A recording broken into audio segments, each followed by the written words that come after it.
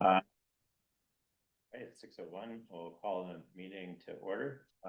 So this is a special meeting mostly for budget review things that we thought would be good to kind of sneak in before the holiday and kind of long break over the holidays. And then we have some extra agenda items. The first one being a check-in with Pike on the road shoulder work, which is great.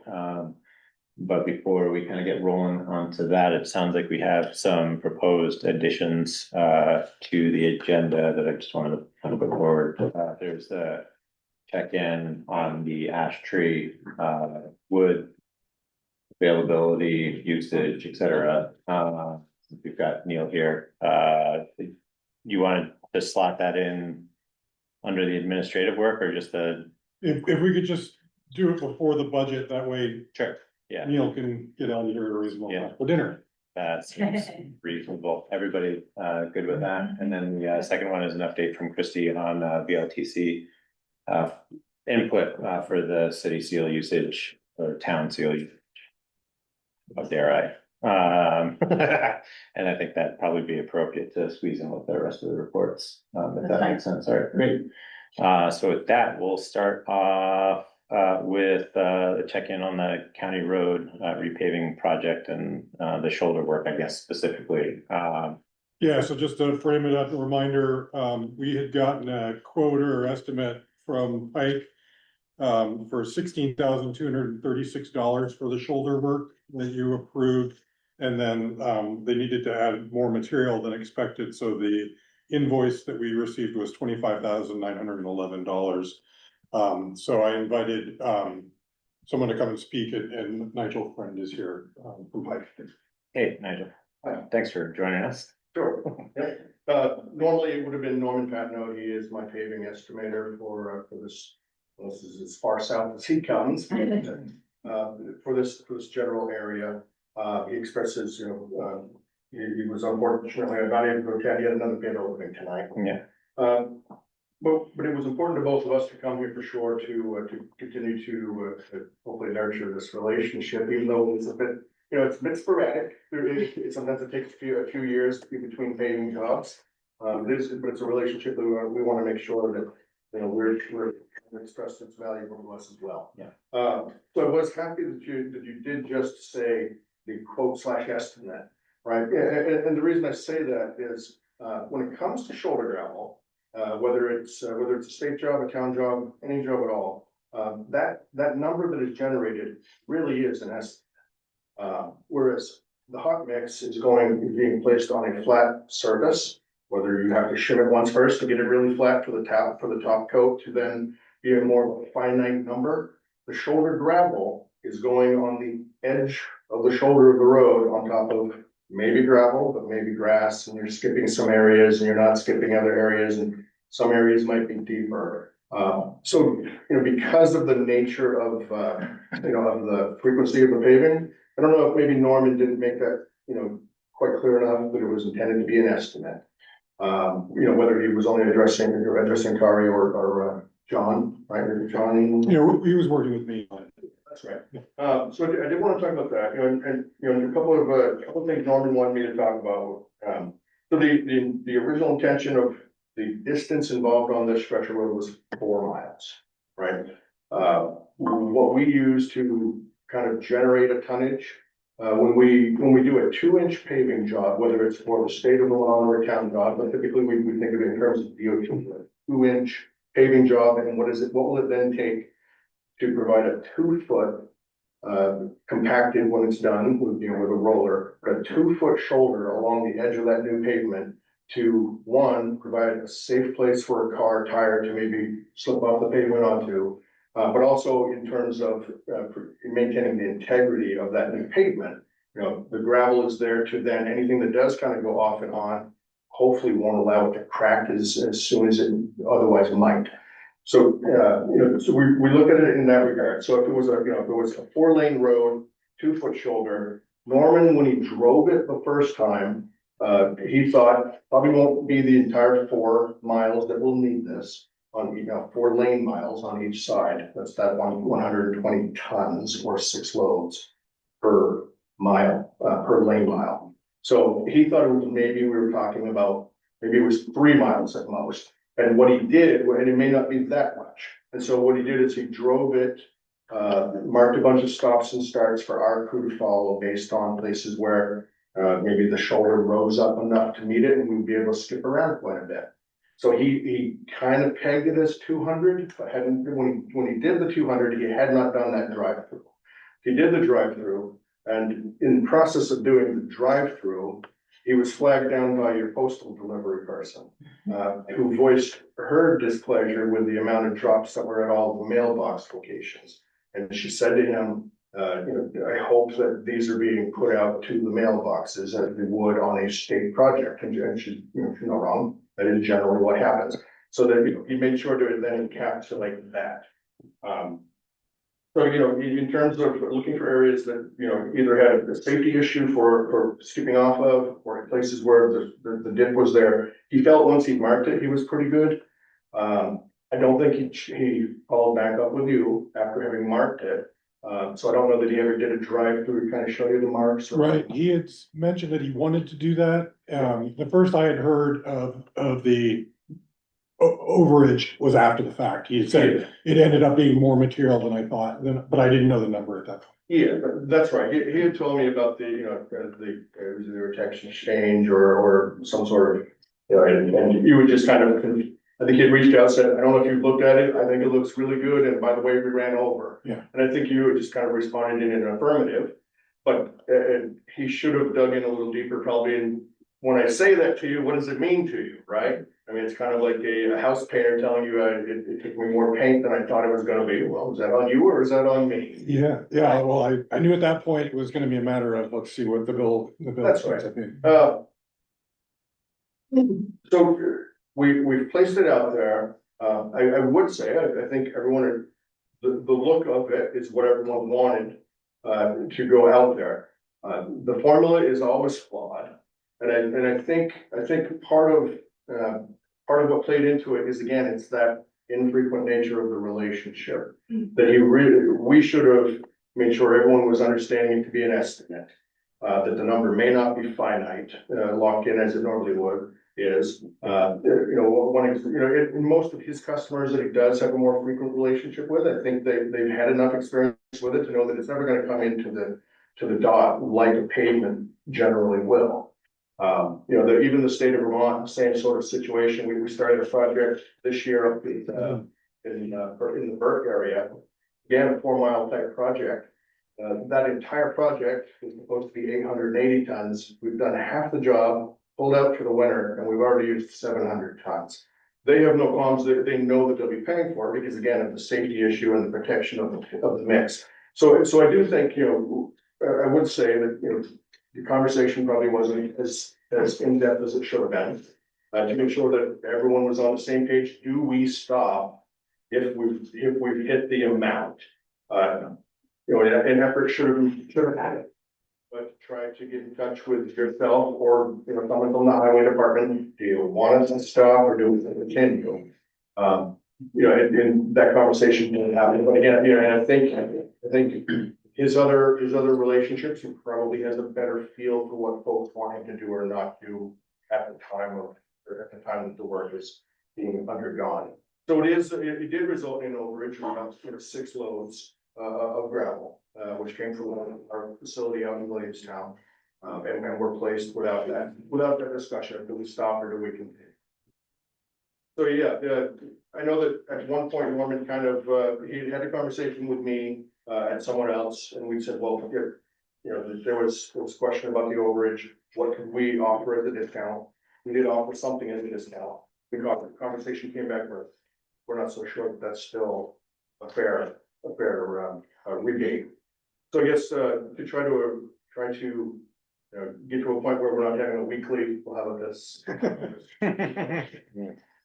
One of us for sure wanted to come and thank you for extending the invitation to come speak with you. Absolutely. So I guess we're kind of curious, what would the town like to see credited back to you? What is that amount that feels like the right amount based on the conversations that did and didn't take place?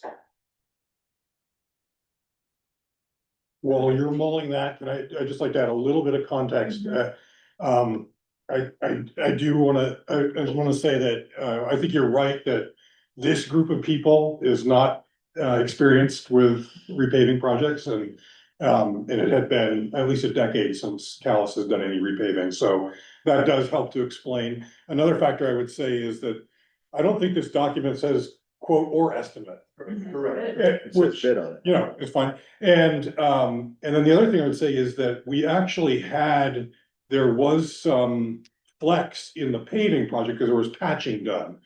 And in that case, I thought we had a very good arrangement of a not to exceed. And that's what happened and it all worked out. So when it came to this project, I think seeing this quantity here and just thinking, oh, well, you know, that's what they're gonna do, because that's what it says here. So I think that that's all context for us and I think we are happy with the outcome, you know, in terms of the quality of the work. So I want to emphasize that. Yeah. Yeah, and I guess for further, context, I guess I was probably one of the more vocal advocates for having, Pike perform the work. And a lot of that came from, I think in the initial, bid for the paving portion, there was the extra shoulder work. And at that time, we rolled back the shoulder work because we were thinking we'd self-perform and it came time to self-perform and I was checking the math again. And I came in with like napkin math that was pretty close to what you were estimating for tonnage. And that was, significantly notably over what our foreman was estimating for average and considering kind of the for overage and materials and that all kind of played into a conversation around like, okay, well, it seems like there's two estimates that seem to be fairly aligned, plus, we're getting close to the end of the season, maybe this isn't a great use of our time, et cetera, et cetera. So, I think if we were in a position where this was like a 10% overage or something like that, it'd be a different conversation. But this is now, I guess, this is the second contract we've had for contracted work this year where there's been an overage that is far exceeded what a margin for error would be. And, part of it's a conversation internally, like what are our checks and processes for making sure we're getting ahead of these conversations and defining them the best we can, because we do value our contractor relationships and want to make sure that, we keep the room for that dialogue open and we can kind of trust people to do the work we need to. And, frankly, I think that I'm kind of curious now that there was that input from the postal service, because when I was doing the math, I was like trying to be as conservative as possible with it, assuming that it was going to be like a 24-inch width side and, it's not going to be, the 2-inch trim coat. Like, so let's call it an average of 4 inches or something like that. And at the time it was the context for me, this is just my recollection, was that it was going to be like the entire length of both sides. And so when there were just segments of it that were filled in, that was just a discrepancy for me. But I also know that there were some pretty serious low spots that were going to gobble up a ton of material. Like that was pretty obvious. So from my perspective, I think that there's still work to be done, because I think the reality is that we're not likely going to be repaving or shim coating like other areas, and knowing that there are still areas of the existing blacktop that like, or traveled lane that drops off, a couple of inches, and that degrades the quality of the road faster. Like, I think we need to have some of those other segments done. So I don't really know how to frame this in the context of this particular conversation, other than saying like it would be nice if we had, I guess, a little line of sight on maybe there's an opportunity for us to both benefit from continuing work. Next, if we can see like, I don't know, like a meet in the middle type situation on this particular one, and we can reassess a finishing of the work next year. I don't know, maybe that's premature to make an arrangement like that for a municipality, but. I'm gonna suggest that you have this conversation later in the meeting. Yeah, I think it's one of the things about select boards, it's hard to have this conversation on the spot like this, and people can kind of reflect and we can have a conversation amongst us. I'm happy to call you or Norm in the morning. Be fine. Okay, really appreciate you coming out. Yeah, thanks for coming. I really appreciate it. Absolutely. This is helpful. I don't have to go through the road closed area. should anyway. All the way north. All right. Thank you very much for the invitation. No, yeah, thank you, and thanks for the explanation, thanks Yeah, for the time, thanks for the and work. really do appreciate the work, I mean, that was. Certainly look. I dipped off the road in a couple of those areas where I needed to, and it was nice to have the shoulder there. Yeah, that's right. Absolutely. Uh, So you wanna chat about, while we're talking trees and? Yes, so initially we thought that there would be no excess firewood, that the landowners were gonna take all the logs. Turns out we have about an estimate of 10 cords Wow. of log length ash. That's a high. That's on a high end, no more than, not to exceed 10. Not to exceed 10 cords. And so we'd like to provide that value to the town if possible. So Neil and I have discussed, first of all, where could it be dropped? I made arrangements for the rec field in East Calais in the parking lot, and it's been plowed. We've got permission to use that. Then the question is how, you know, and this is all with your blessing, but how would we make it available? I think my thought was, we've already had several inquiries, by the way. But if we put out a post on Front Porch Forum broadly, and then based on how much is there, select at random, you know, 3 or 4 people, that's enough so people are getting maybe 2 cords. I don't know what your opinion about that is, but not a lot of people, but a number of people, and then stick them at random, have them come. They'd have to sign a waiver saying they understand that the town is not liable for any injury that would happen, something like that, which I've asked the attorney to draft up. But that's our thinking so far. Anything to add to that? Yeah, no, I think you're right. We kind of like see what we've got there and how much there is and how many people are interested. And it's just the 3 people we've already heard from. Great. Like Oh, yeah. 3 ways, but if there are more people who are interested, that we could find a way to. So these are logs, or they're bucked up to like They'll log? They'll be log length. And my thinking is that it'll be people who have the capacity to come buck it up and put it in their pickup truck and take it away. Oh, I see. But we put it in a safe place, so they're not on the side of the road doing that. And there's some deadline presumably, because it. We're gonna say it has to be by when, yeah. Yeah, the Michelle Hudson said, as long as it's not too long, so I would think a couple weeks, something like that, we want it. Get people to. Move on before it gets buried in snow. Yeah. And who cleans up the mess in the spring? Exactly. There's gonna be a lot of sawdust and stuff there too, and bark and all that stuff. Yeah, right. Who owns the rec field? Could be firewood left The over, could be rec that someone association. doesn't get to all Yeah, of so it. it's not the town that owns it. Right. So they need to be indemnified as well for that. Okay. Okay. Is there any concern about ash borer proliferation or? are we all No, concerned? because yeah, exactly. Okay. It's nearby enough that it's not a concern. It'd have to be local people, I think, right? Yeah, Yeah. well, Calais. Yeah, it's assumed that Calais is. Yeah, affected. actually, the landowner lives in Barry, but owns land up here. And so I did have a conversation about, he was originally thinking of having it, hiring someone to bring it to Barry. And that's fine, the state says, that's fine, because they're all infested too. But, if you're going further away from that, but. Those are the gables, correct? What's that? The gables? Yes. Yeah, okay. Yeah.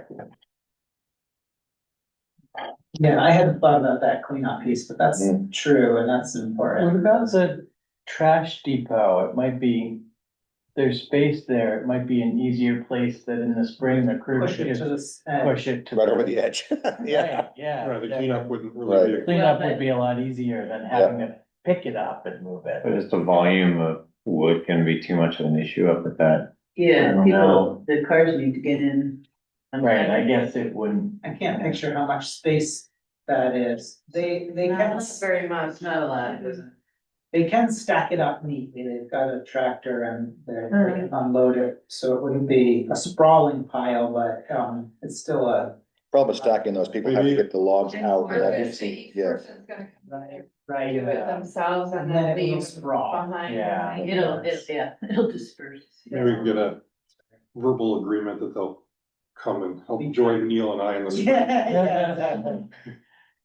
We'll bring a picnic. Yeah, I guess I'm a little less worried about the cleanup because I think there are probably folks that we could rally if there are logs Yeah. left over to come and pick it up. Plus that parking lot is gravel and I think it'd be pretty easy to just kind of push things around. We're and just clean it on up. bark and But yeah, pieces, right? still, I think it would, I'm actually a little more concerned with like trying, even if it's the tidier the log stack, the dicier it is for multiple people to be working from it and trying to cut out log lengths and that sort of thing.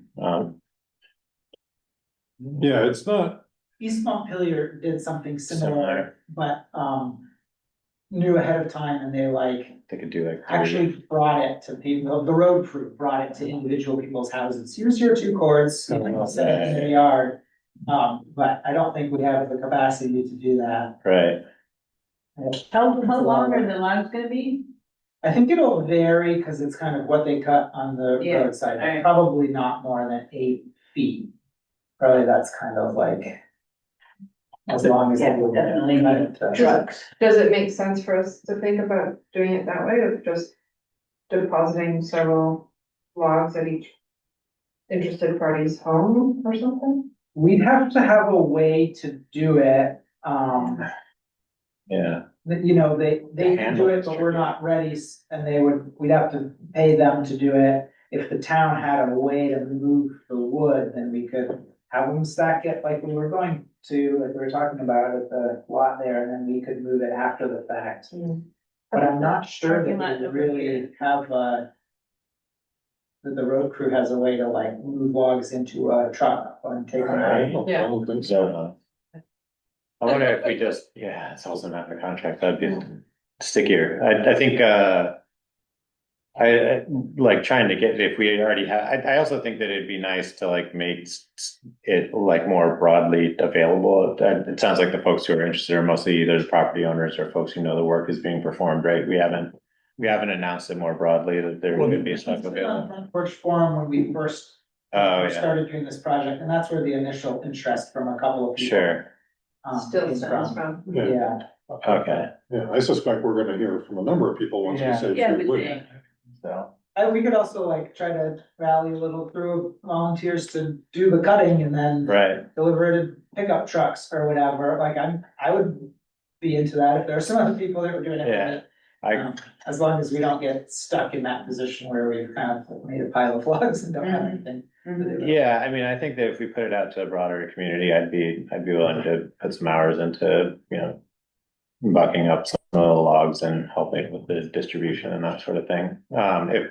If there is an increased number of people who are interested in other than those 3, but I think if we use the East Calais lot and like split it into like three piles that, so folks aren't like trying to pull logs off of Yeah. one big pile, and then if there's some volunteer time to buck up whatever is left over, or, you know, to manage that, and then also, like, we can figure out some time to do some cleanup, I was just gonna say, it could be that people express interest but don't have any way, right? like that they have expressed real need Yeah. and they don't have any way to get out. Yeah, Yeah, that's So people that's would right. Most like to help with it. probably. Yeah, we need the waivers from the volunteers to start, to say.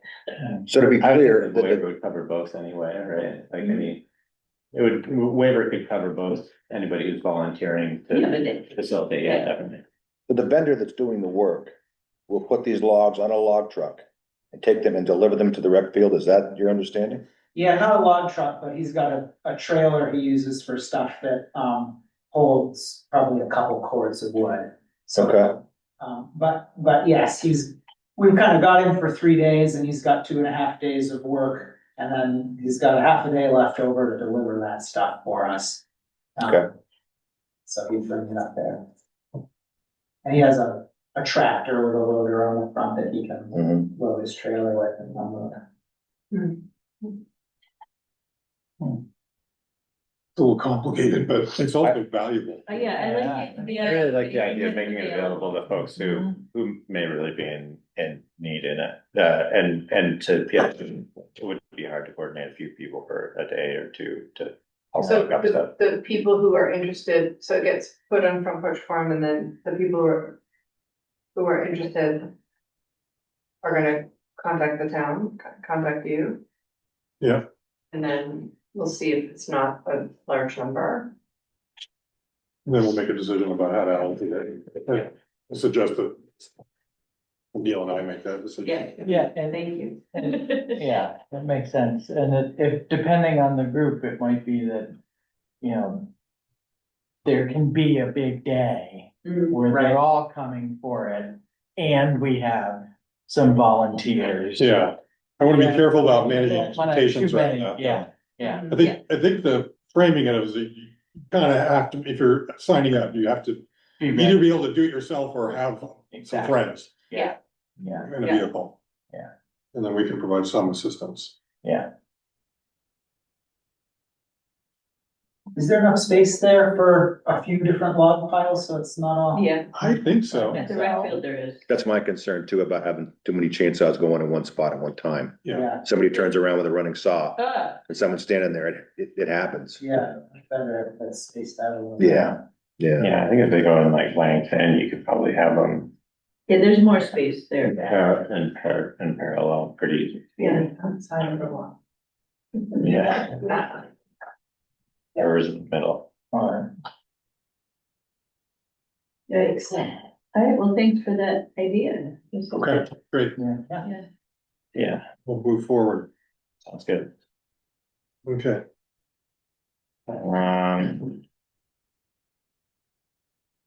Right, well, so then we can transition into the fiscal planning, the first item of her discussion is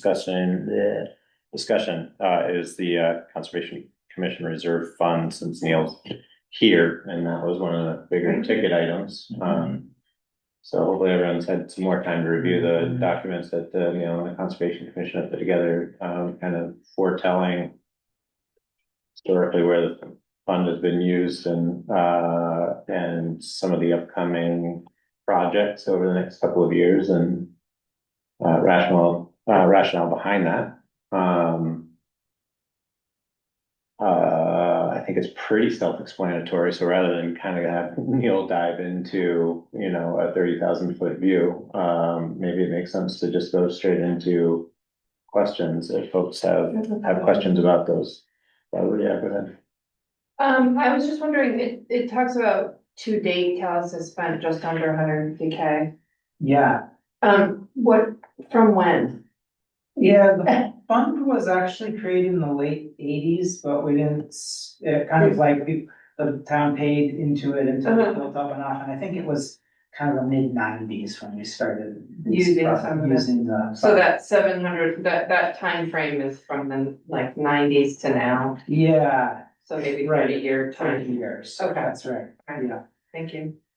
Yeah, and it's kind of sporadic, but part of this is that there's increased interest at the state level for conservation. We're starting to see more of it. Mhm. And I think that's what we're want to be in a position to like support people, when projects come up. Mhm. Um, And the balance of the fund now is like 50 something? It's in that ballpark. 49,000, I think, yeah, and this, I will also point out that so we just did the Fitch project. Yeah. The second project is less than I had expected, I like a number from them, so there's, Is that the Oleander one? yeah, Olander? that's right, all Olander. is only asking for a couple thousand. Yeah.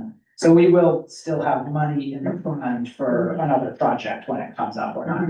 I had kind of previously You thought that was we were gonna be large. depleting the fund, that's not the case, but. Okay. Okay, that's Yeah, helpful to know also. 49,236. Yeah, okay, thank you. That's minus the Fitch commitment We or were not? Fitch. Oh, Take it out. that includes, it's prior to the Fitch. Okay. So So- 40, So 34 and then another two, so down to like 32. 32 or so yeah, at this point. yeah. Although Yeah, that, so that 2135 with Olander isn't approved yet, correct? That's right, and we haven't, the Conservation Commission hasn't looked at it yet, so we Okay. don't know. So it's not totally That's sure, your but class. so the lowest right now is 42. Yeah, Based on- that's right, Okay. yeah. So I think our hope was like, we wanna feel like we're in a position to support at least a couple of projects yeah. at any time. Yeah. And I think we originally had said that 30,000, because we're really depleting the fund. I don't think that that's true anymore, but in my eyes, like, if we could contribute 20,000 to it, then we would really be in a good place and we know that the fund had enough to, do projects upcoming over the next year or two. Is it that hard to approve funds for the, I guess it's not in the budget, right? So if we didn't do this and somehow there was more money that, more opportunities. Right. It wouldn't be It's not in the budgeted. Okay, Right. I'm sorry, I'm just saying a stupid thing out loud. We're gonna get through. No, I think that kind of gets to, like, a line of discussion for me with like, there's a lot of different entities that are involved in these programs. There's, the land trust, and I haven't heard of the Northern Rivers Land Trust. Presumably they have somewhat different missions, to a certain extent. And their sources of funding are made up differently depending on, the project and the nature of the easement. I was surprised to hear that there was so much of a difference, I guess, between the Passage one, which was like more of a tax project and stewardship project, as opposed to like an outright sale of the Yeah. development rights, which is a whole nother level, and that changes the calculus for the land trust on like what they want to document in perpetuity.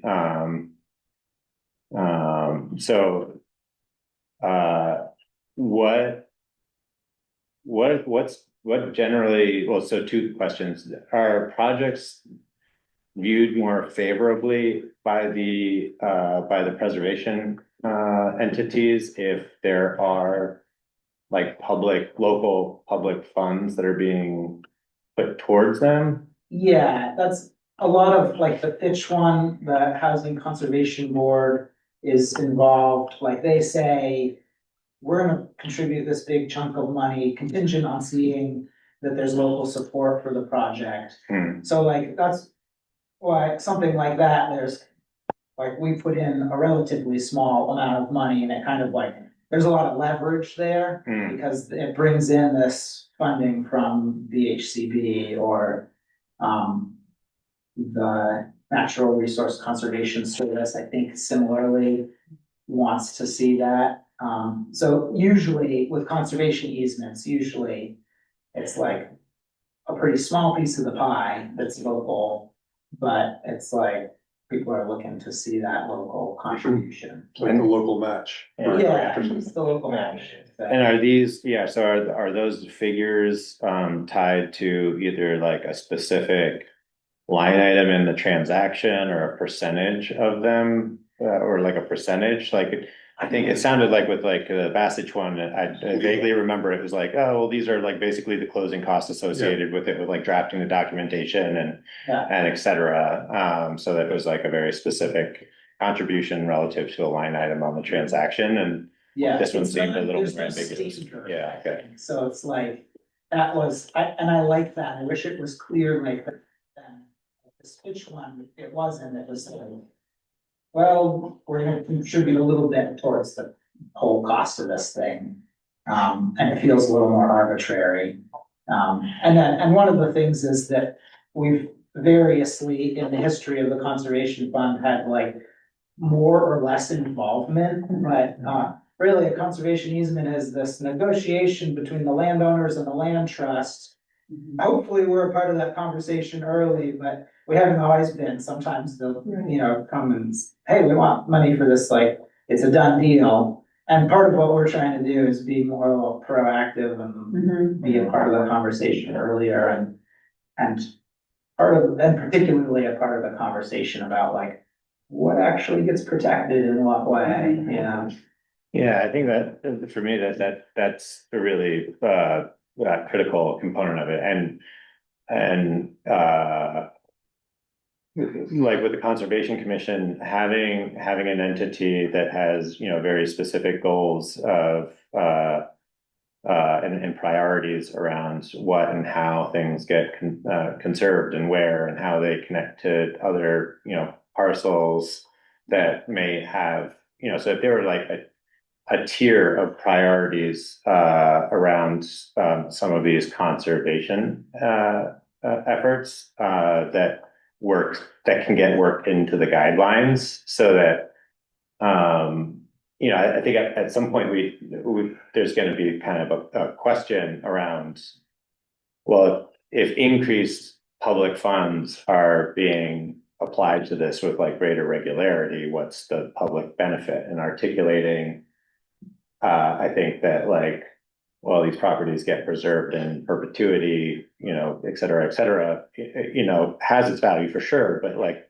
that only, I think, gets you to a certain part of that conversation and saying like, well, this particular parcel is part of this area that's more greatly defined as like having this particular need or value. And like, this is our way of like working towards that, that particular plan. I think that's what has been lacking from the fund guidelines that we're hoping to bring into them is a little bit more of that perspective, of that like vision, and particularly that vision, but also how it interacts with development and like getting housing in a smart way. That's what we've been talking about with the planning commission a lot, is like, I want the map. It's like, this is the area we should be building. This is the area we should be protecting. And here's this project that's maybe in a little bit of both areas. Like, let's have the conversation about how we actually like encourage affordable housing on this part of it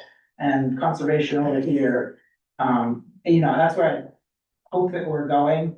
And I hope that we're getting to a position where we can be a little more proactive. Like I think there are a lot of people out there who are interested in conservation, but kind of haven't dug in or have the sense that it would cost money and they don't want to do it or whatever. So to be in a position where we're actually reaching out to people and finding those opportunities and I think quantifying it too, like from the long term, like, and this is maybe for the planning commission to really dive into, is that, Gary, I guess it'd be part of like their scope of work, but like, all right, if we were making our target to conserve 30%, even if it's 50%, whatever we want the number to be as a community, like having an idea of like what the tax repercussions are of that, from potential revenue loss as a municipality, Is this happening now as part of the natural resources? Do you know? Yeah. Yeah. We're meeting tomorrow Happening now. with the planning commission. And that's what we're, like tomorrow, we're meeting about kind of what are the action steps we can put in the town plan that'll actually support that really thoughtful development and conservation and pull those together. So, And that's part of the conversation to me is like, this feels like the right way to do that, to have a good vision and be ready to support the right projects when they come up. Feels better to me than like, well, okay, here's this area we want to conserve. Let's put a zoning overlay on there and stop people from building, like, having it be a voluntary thing where we're supporting people who want to do what we want them to do. Feels like a really powerful way to do that. That's really encouraging to hear. On the budgetary side, again, from my perspective, I feel like I was talking on behalf of the whole board, but I think that's a huge chunk of money to be replenishing all in one step. And I'm just sensitive to that, knowing that we don't really have any kind of equitable funding opportunity for like affordable housing development or some other project like that, you know, because like we, from my perspective, again, like as a state, like still have no problem finding ways and mechanisms for, you know, funding conservation, but as much as we're really focused on and concerned about the affordability issue, it still doesn't seem like there's a ton of money being, or resources or whatever thrown in that direction to help kind of stem that issue. And it just feels like it's getting to a palpable level. Yeah, this is maybe getting away from the conversation a little Yeah. bit, but like I was overhearing someone talking about, like, we need a affordable housing commission. You know? Like, that's doing that side of things, and I totally agree with that, like. And I just wonder how sensitive the timing of these projects are. I mean, there's like with, just a house. Let's see if we can do a house. We'll start real small, maybe an apartment. I hope that, I mean, that's been mentioned in multiple different ways, talking about having some kind of entity around that. I think that makes some sense. But- Yeah. I'm, in terms of this conversation, Yeah. we're trying to get to what the commission has asked for 20 to 30K to go into the fund for FY 27, which, you know, these other things that are happening in the context of the plan, I think is really important and good. And we also will have an opportunity to weigh in on this, as a select board. Yeah. So, just thinking about the context of the fact that you are doing that work, and I'm, you know, very enthusiastic about it. I just wonder, you know, given what's been spent, like if I see, you know, just with the Hannah Bassage project and the Fitch project together, right, that's a good, where am I at? 75,000 in the last 2 years. Yeah, is that, I don't remember. No. 58.5 for the total, what total expenditures were made in the last 2 years supporting the Hannah Bassage, 58.5. That we spent, Oh, that was, I think that was the last 2 years included Hannah Bassage and then also the Armstrong. I don't know, maybe there were two. Armstrong was 30 something. Armstrong was about. So that was multiple projects in that That was 58. two projects. Yeah, Okay. the Bassage one wasn't that. Yeah, the projects, I mean, it's hugely variable, but they ranged from a few thousand to 30,000. I think the Armstrong farm is the most we've contributed to a project. So it's really variable. Yeah. So anyway, I'm just saying, I'm putting this out there in terms of like, you know, we have to cut, we have lots to cut in our budget. And at the same time, I think you make the point of the dollars that we bring in when we do this, the value to the town, I think is well articulated, so, and understood, so somewhere in there lies a suggestion around, you know, I appreciate you saying it's probably not 30, I suspect it's not 20. Well, we're gonna given our- consider all our options to reduce the budget. So Yeah. we had a big conversation. Yeah. I mean, it's 30,000 is 5 times the last 3-year average. Yeah, at 30,000, So, you we're know, probably not going there, but Yeah. I mean, this is all helpful context, and, we're gonna have big cuts we'd rather not make on a bunch of stuff. And, Well, that's all true, and I really appreciate that there's a vision. It wasn't clear to me that this was what the purpose of the conservation fund was, and it's of course a multi-year effort. So, you know, we can start building right, towards this vision. Yeah. Yeah, and I think also, speaking a little bit to that, the 3-year average is like, I think it's been underfunded for a few years, and part of it for us is feeling like we wanna build it back up so that we're ready to take Yeah. on projects that. And I think that that's been the incremental step, but when I started, I think there was a pretty significant drop. I think it went from like 10,000 down to like 5,000, because there was a lot of weirdness and concern, and I don't think the world's gotten any less weird. Just weird different. But we have been trying to march it back up toward like that $10,000 mark. That or was at least where it was back when, I guess it was just Jamie and I. Okay. And I don't know how normal $10,000 is relative to all the rest of it, but like it seems like that's a trend, and it's trending still in the promise to kind of build that back up towards meaningful amounts. That had previously been cut several years ago, and is treating it like a, capital reserve fund of sorts where, just because you have a big drawdown in 1 or 2 years doesn't mean that that's the like full replenishment, knowing that there's stuff on the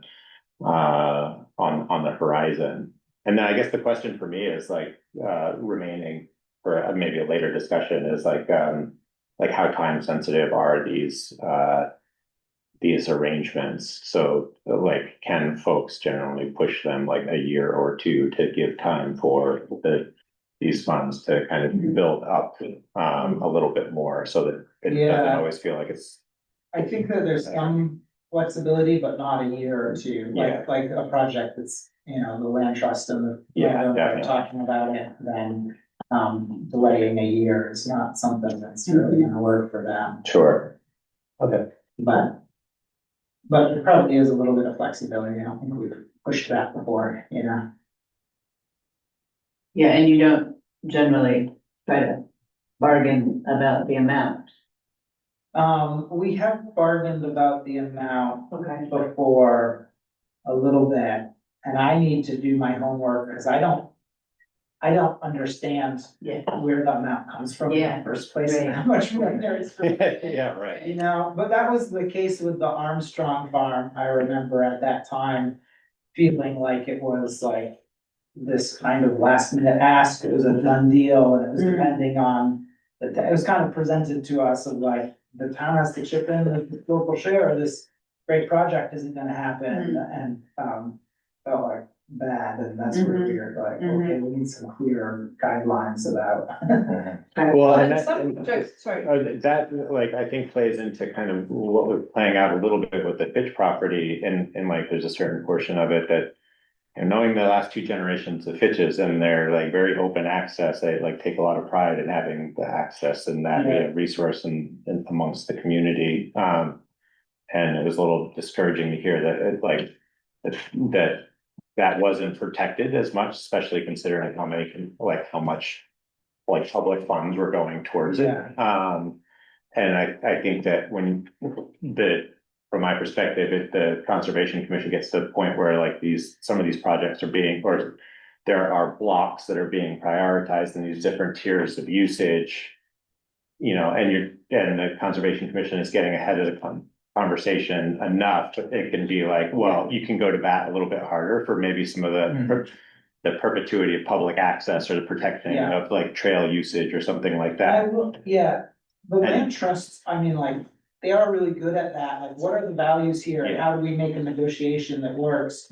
So but I think that we need to be a lot better at, like, what does the town want in particular? Yeah, definitely. And where might that vary from where the land trust is coming from? And, Yeah. like, is that what we need to be pushing for? And what is the value of this project to the town? The town, to our vision. Anyway, we'll kind of table some of that more existential stuff, but I really appreciate the time and conversation around this. Like, I think it's really important subject. Helpful. I'm excited about the planning commission conversations, especially. Yeah. That's great. Thinking about development and, bringing stuff together in a thoughtful way. Yeah. Okay. All right. Well, are there any other questions, I guess, about the Conservation Commission's request or the project outline? Think not. Other than that, we'll spare you the rest of the budget conversation. Alright. Thanks for the time. Yeah. Yeah. Thanks, Neil. Thanks for coming back. Yeah, no, of course. Um. Oh, boy. Good. Not doing so good here. Rest of the budget worksheet. So Kari's had identified again some of the, Well, there's an updated Yeah. worksheet, right, and it includes the warned special articles. The fire department. Social service appropriations, there is based on nothing more than a comment that was made at some point, a land acquisition fund, so there hasn't really been a conversation about that. And that's the town of Calais A new reserve fund. yeah, I saw that, but the purpose is for the town of Calais to acquire a site for storage of materials. Is that generally what we're talking about, or? yeah, this kind of is like a lingering item from the previous land acquisition consideration and realizing that. What do you do? Why would we need it and what would it look like and how are we budgeting for that exactly? And so this is more of like a token effort Yeah. to start working towards that type of capital planning for acquisition.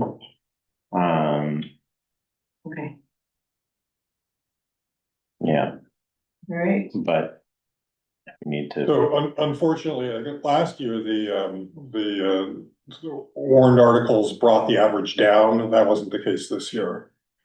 Yeah, I- that's interesting. I am hoping that we can, reduce the East Montpelier ambulance budget. We can talk about that now or later. I think there's some opportunity there. But in general, we saw things come in high. That was true of the social service appropriations.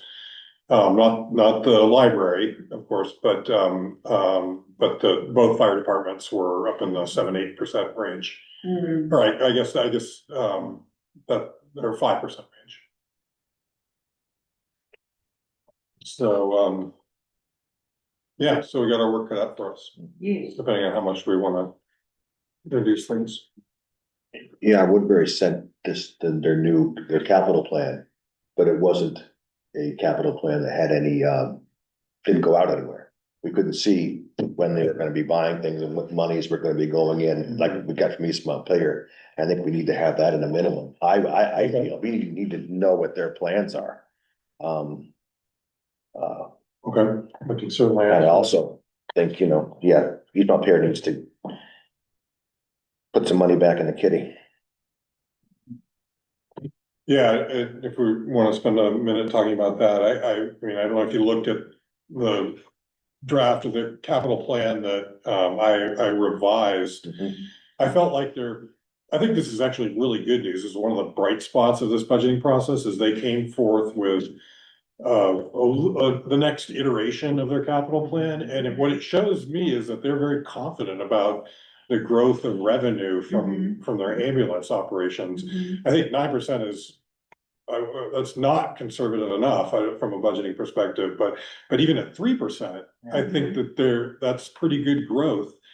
And I don't think they need to pay cash outright for all $1 million of vehicles. I think with just a, sort of modest financing, they can spread that out if they need to. And be contributing more, not less. Yeah. As they proposed. And it's not a large amount of money, but They proposed zero. even bringing it back to 30 would save Right. Calais 10, Yeah, which is Yeah. real money for us. right. Mhm. And I appreciated your looking into it at that level. And we haven't had any conversations with them about this. When is the meeting? I guess It has not been rescheduled. Yeah. It was floated at the 18th Thursday or the 22nd, a week from tonight. I said would work for us and East Montpelier's town said it would work for them. So now we're just waiting to hear back. I had a really quick conversation with Thomas, the chief, about these concerns and a couple other things about specific things about his budget and, you know, trying to be as respectful and supportive of him as possible.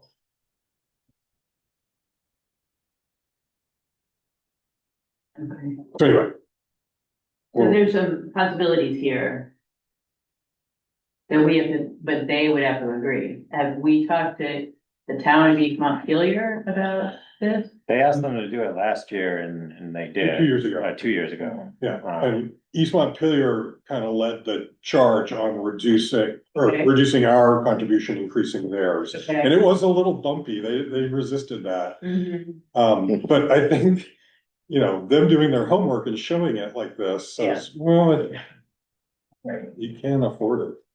So it's worth talking to the East Montpelier town folks before a Beforehand, joint meeting, don't you think? I- Rather than it coming just out of the blue from capital. yeah, I could give Seth a call, Seth Gardner sort of is in charge of things. Certainly leads the conversation around that particular item and Okay. subject. Okay, I'm happy to do that. Thank you.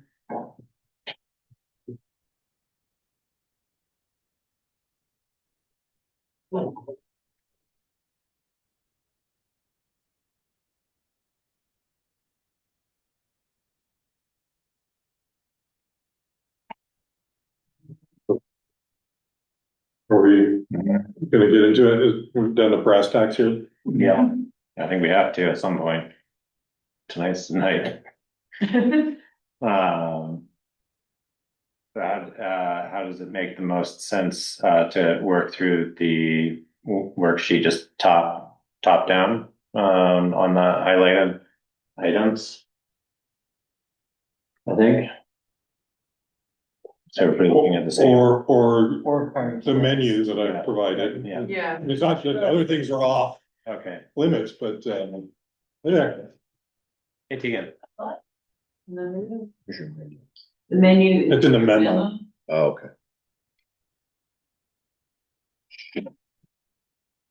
Guess I still don't have a really clear grasp on pros and cons of loose road culvert. Like, I know some of the history there.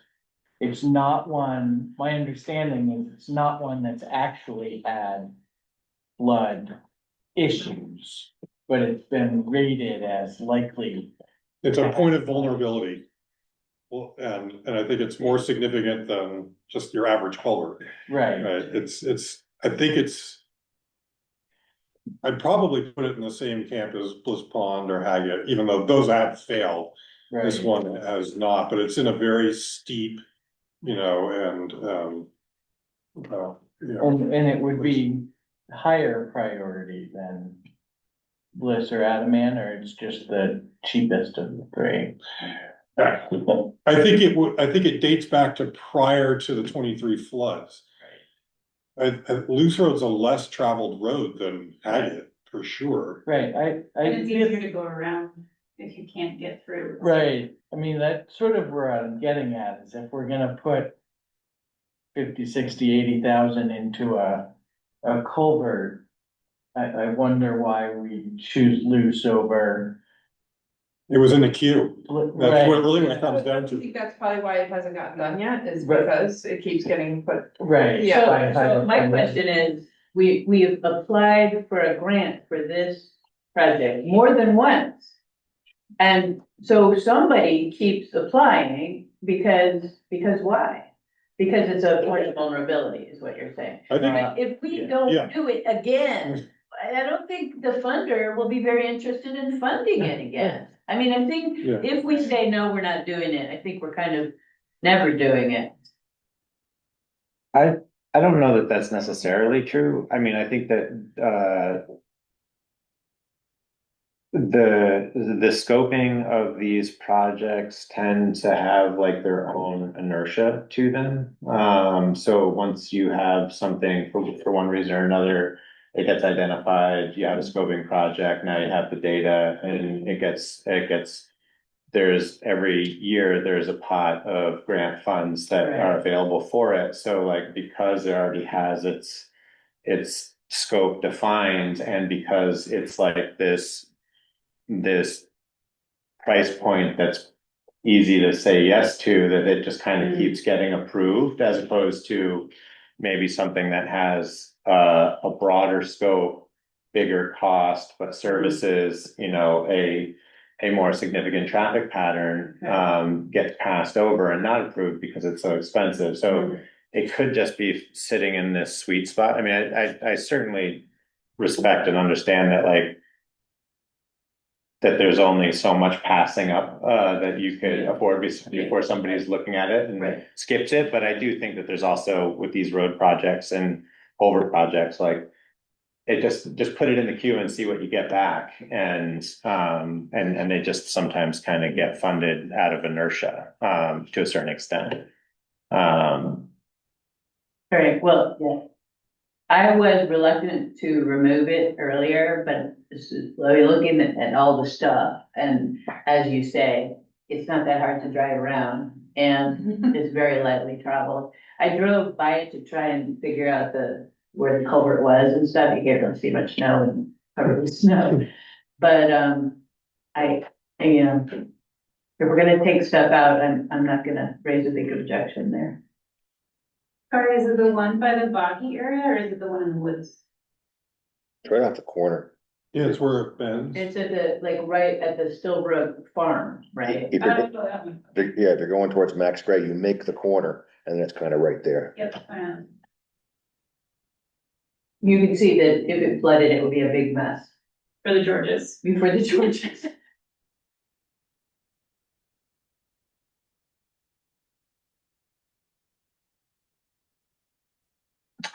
So is there some relative consensus around considering cutting it? I'm okay with that. I think it sounds like there's also there needs to be some feedback that goes back to our grant administrator as well, and whether or not it makes sense for us to try to apply for this, or maybe put more energy into applying more aggressively for other ones. Right, yes, I think that's right. I mean, I think that this is a select board determination that this seems like it's not a high priority. Are there residents who have sort of been pushing for this, who feel like? Not that I know of. I haven't heard anything. It just was, So, Yeah, it was on the list. when it yeah, came. totally, I'm just. And, Toby's take is it's been on the list for a long, Yeah, long time. that's Right. the inertia element. Right. Yes. Yeah. I'm definitely comfortable with Yeah. taking it off. Recognizing it's a risk to some extent, but doesn't seem to be a high risk at the moment. And I think the place to come back to this is in the capital plan, when we Right. talk about that in August or some other time. Exactly. We're now building a wish list of things we can't even put into the capital plan, Right. with the bridge at the top. Yeah. Yeah. At least we have a list.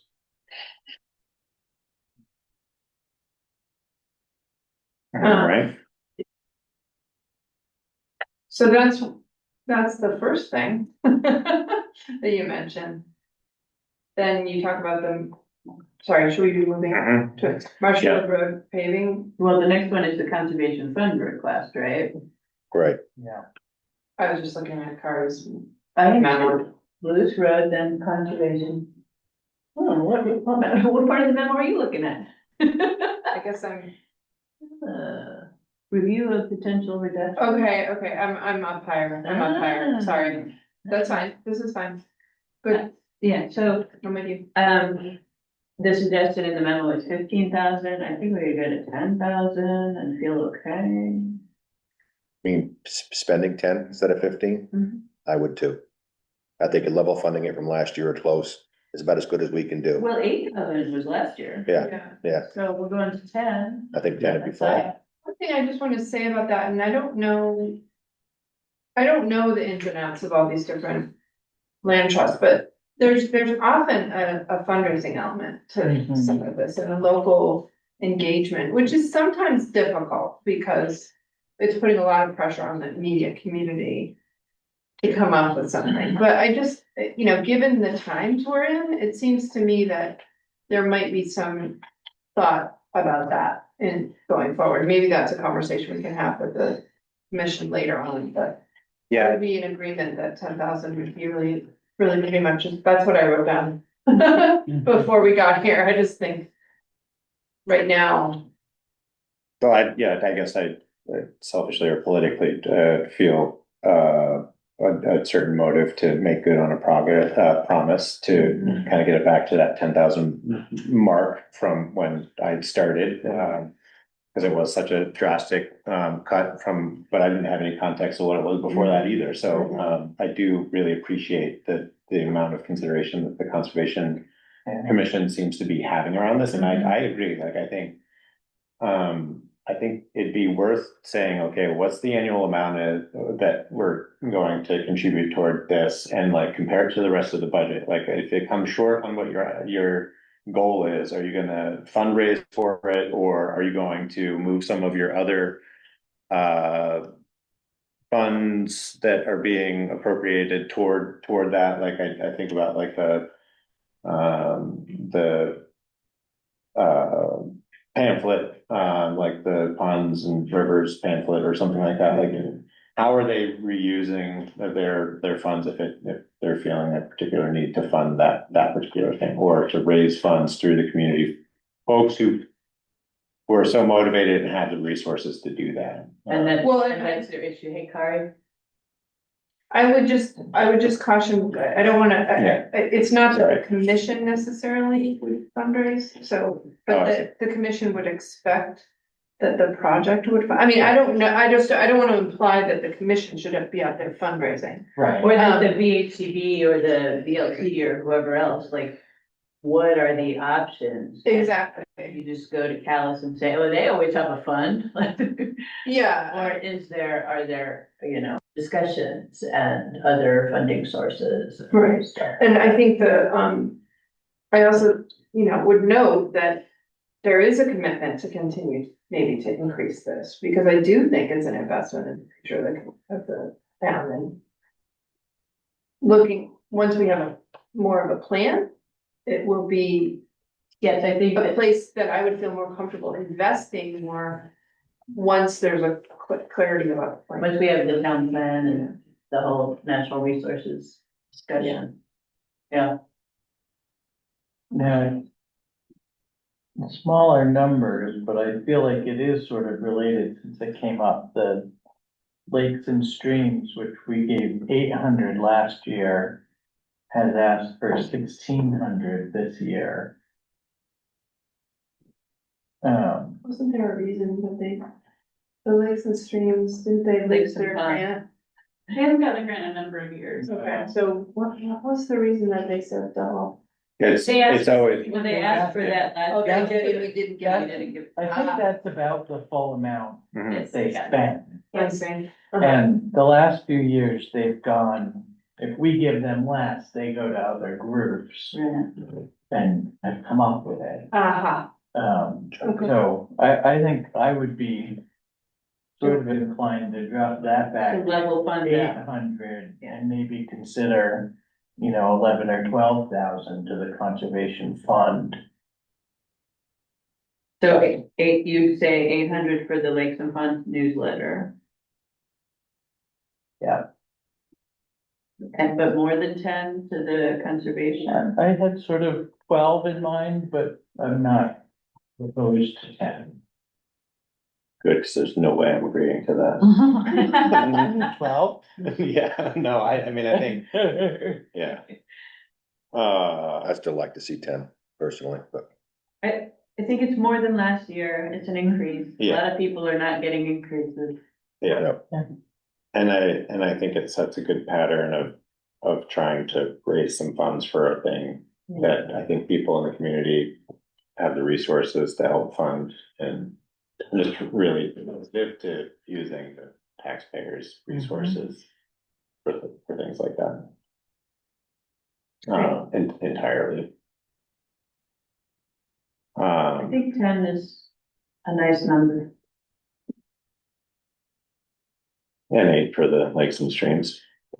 Trade for the lakes and ponds. I can agree with Lakes and streams. Lakes and streams. There's lakes and ponds Maybe here. you want to keep that reduction even though you're not able to move the money? I don't have a strong feeling, but that seemed like another Another place that. we place to could find spend a a, little bit. yeah, I agree with you. Okay. Reserve fund request accept technology, da, da, da, da, da, da. So I believe we're down below 3% for municipal. Right, that's, Oh, just If that, that's your goal, with that, gets us below 3%, I think we're there. yeah. Oh, well, Right, because we Update needed this. 70,000 to get down to 3%, Okay. and that's 59. Or and 70. 18. you know, to the 20. extent that people look at the municipal government as the part that you control and the other stuff is separate from that. Other, I don't know how much they do, but That's great, because reducing vehicle maintenance, I think is a time bomb. yeah, I'm not recommending it, but. I understand where you put it, and the Marshfield Pay, I think we need to do that, I think we need to. so, yeah, that feels better. All right, so. I mean, we can keep going, but I will certainly bring you a cleaned up version with these 3 changes. But we don't have, we don't yet have enough information about the these one for their ambulance that you were mentioning. Well, yeah, it's not up to us alone, right? We Right. need, Right, understood. I think if the 2 towns agree, I don't know how much, I don't think the fire department has. All they can do is push back. I don't think they have the authority. So I will reach out to staff. Well, I guess it- So. I guess so it la- falls into that kind of, warrant articles thing, where I guess they could theoretically bring their budget request as it currently is without that reduction and put it up to the voters for Yeah. discussion. Yep. And then force They could play the, politics with it. uh. It's a little more complicated because it's a joint venture, right? I don't know.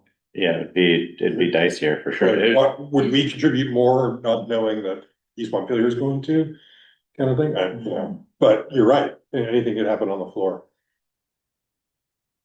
But is it a separate warrant article? It is, Yeah, so it already is. How does that work then if we disagreed?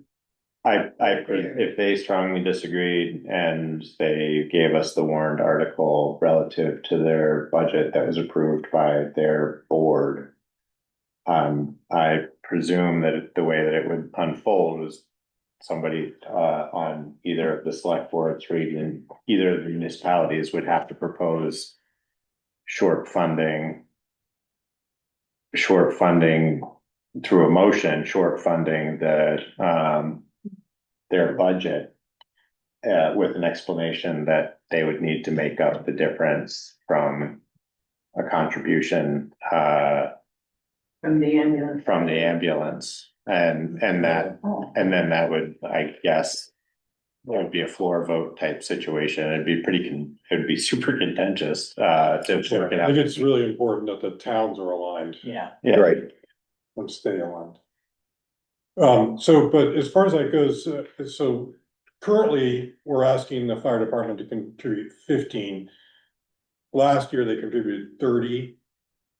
I mean, are you happy with something in that range or one of those? Yeah. I'm quite happy with 30. You like, I've looked at the numbers and We I asked for 30. I see it's in there, I don't, okay, Yeah, okay. It seems like they can afford it. right. I think they can. The other one I I think they can, and they were also given a lot more discretion over their purchases in the last Right. agreement, around the things that they can purchase without approval from the Right. select Yeah. boards.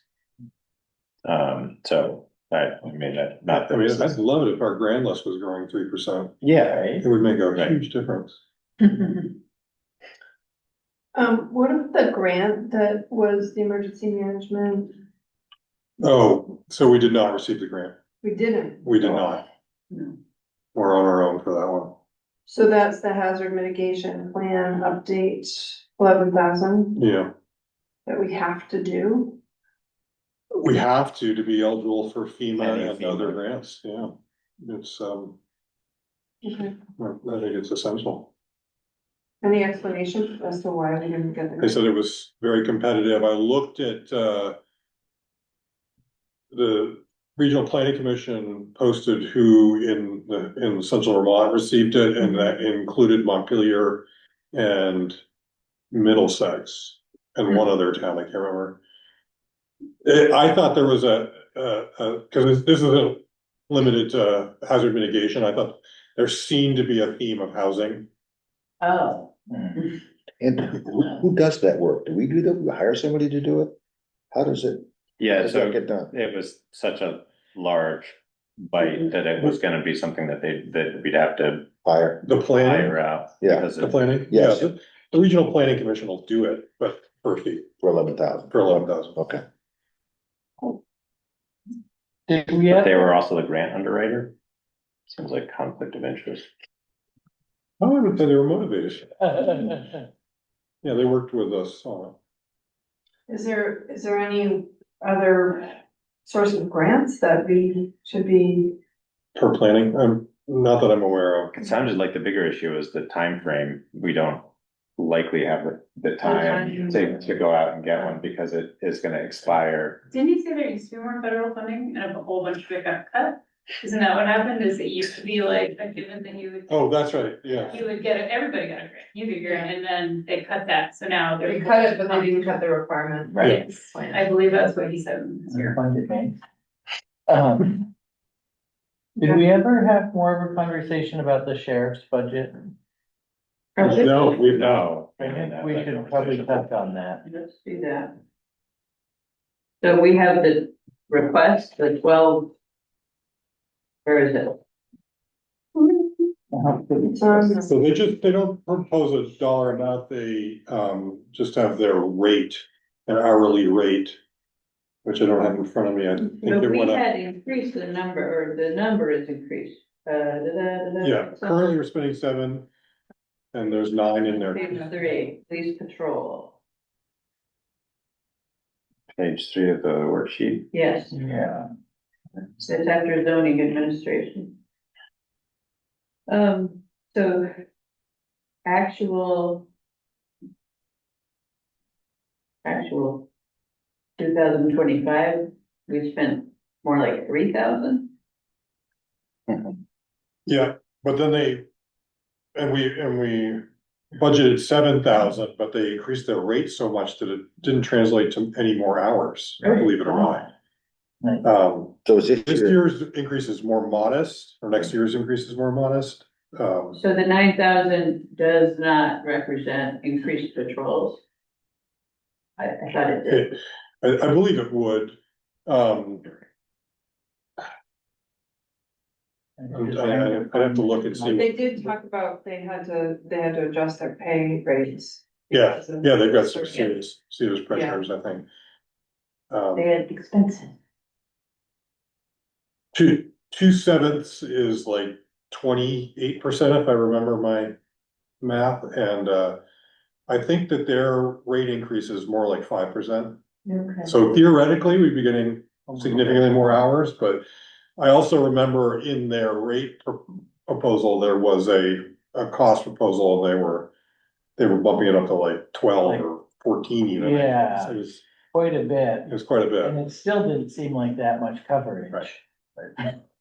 yeah, we need more. When was it? So the 24th? You know, I'm trying to Yeah. go back and find that stuff. Sure, so it was on the 24th. So it's the present contract 7,000. The contract rate is going to 68 an hour.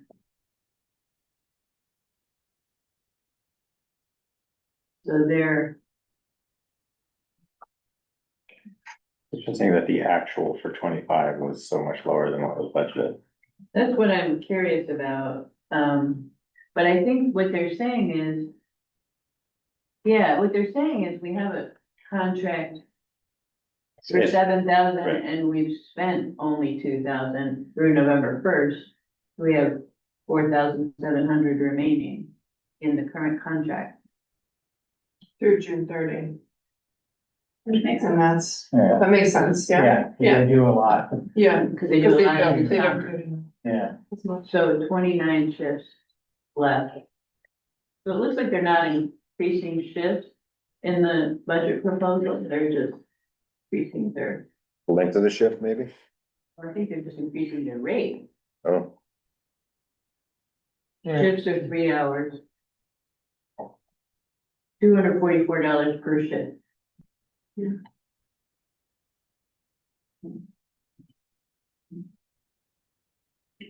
It looks like, It must be more patrol time though, because So they're going from $66 an hour to 68. That's not. right, they're proposing 50 shifts for 12,200.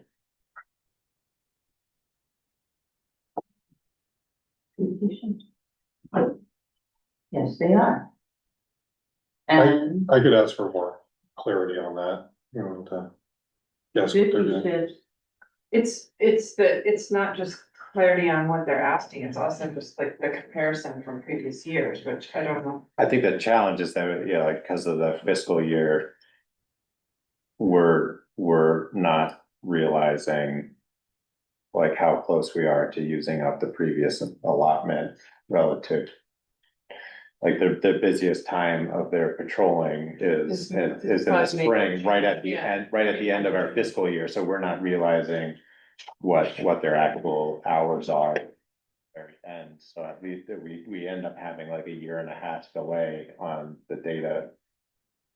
To a certain extent, unless somebody's keeping a really close eye on whether or not they're using their full contracted amount or we're getting the additional shifts that we want.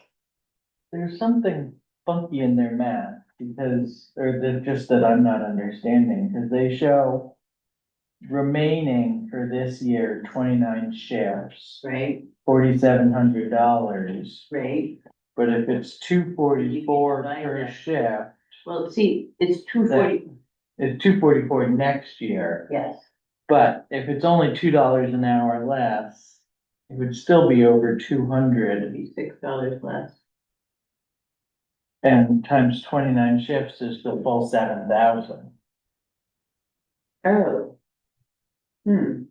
Like, Yeah, I wonder if they're planning to bump up their shift length from 2 to 3 hours or something like that. It's 3 hours now. It is 3? Yeah, you don't have any of the invoices on your computer anymore, do you? I only have them canceled over here. But that is really helpful because that gives you hours and mileage and it breaks down dollar by dollar how the whole shift, so. Hold up, if you multiply 68 times 3, it is 204, not 244. and plus mileage, So the mileage is 50 miles and that's why. yeah. So it's not just $2. It's the mileage that's Right. also messing it up. Regardless, if their rate only went up a couple dollars an hour, and we're bumping the budget from 7 to 9,000, that should increase our, it won't get us to where they're proposing, but it's cuts down the middle somewhere. I think that seems like a reasonable place to land to me. Are you proposing a reduction? No. I'm, So we just want to confirm, I think, that it's more shifts, which it sounds like it is, right? Can someone help me with I see the total on their sheet is 12,200, Yeah, and in for the their budget, proposal. It's what I'm seeing in the budget is 11,800. 9, is 9,000, is what I'm saying. So I'm trying to, Yeah, am I looking, I don't, last year, I think they just proposed a hourly rate and didn't really put together a plan like they have here. Okay, So they're suggesting we might wanna actually spend 12 grand next year. And we would To get get- this for that amount, I don't believe that's what they're currently doing, so. Ultimately, it's up to us, the dollar amount, and then they will base the number of shifts on that. okay, but I'm just saying there was a decision made at some point to put in 9,000 as opposed to put in 12,2. Right? Right. When was that? I just penciled that in. Okay, Yeah. so, that's fine, I'm just like acknowledging that that's not, the 9 isn't what they asked for Right. already. Yeah. Yeah, And to be clear, I'm looking at the worksheet that's in the folder and it says 11,800. Well, That's the that- total. Oh, that's the total. I'm sorry. Sorry. some can explain to me about the streetlights another time. I don't wanna know. You want one? By your house? Okay, sorry. Yeah, so I guess that's just the question is, last year it was 7,000. They're proposing 12,200. 9,000 was put in as sort of an arbitrary starting place. Yeah, Is that? Yeah. Feel right to people? Well, I guess from my point of view, I would have liked to seen the actual amount in there and then we could just decide on it, cause I didn't look at that paperwork to see the 12 2. It would have been nice to have it here. Then we make the decision on it here. Well, But that's just, we want to see it. well, I mean, I understand it now, but I wouldn't have known that otherwise.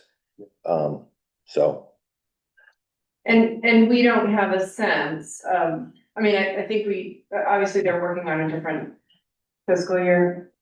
No, So, it's or No, they're on, So, they Get the same. switched to the same one in the last year. July to June, yeah, same. It says June 1st to August 31st, for example. That's just their busy season where they're proposing 2 Yeah, shifts a week. that's not, yeah, that's seasons for numbers of patrols because they do it more in the summer and fewer in fall and spring. So it doesn't perfectly align, but gives you a flavor. I think if we told them we have $9,000 for you, they would just scale this back to 3/4 and Right, Right, Gives you a so sense. that would be, they're proposing 53-hour shifts and 9,000 would be 37 3-hour shifts. And in the current year, we have, is it 29 total or 29 remaining? remaining. But Jamie said It the says math remaining didn't, math. there was something Makes weird it with the seem math. total, Hmm, Right, well, it was 6, that we may not have that many left. right? yeah.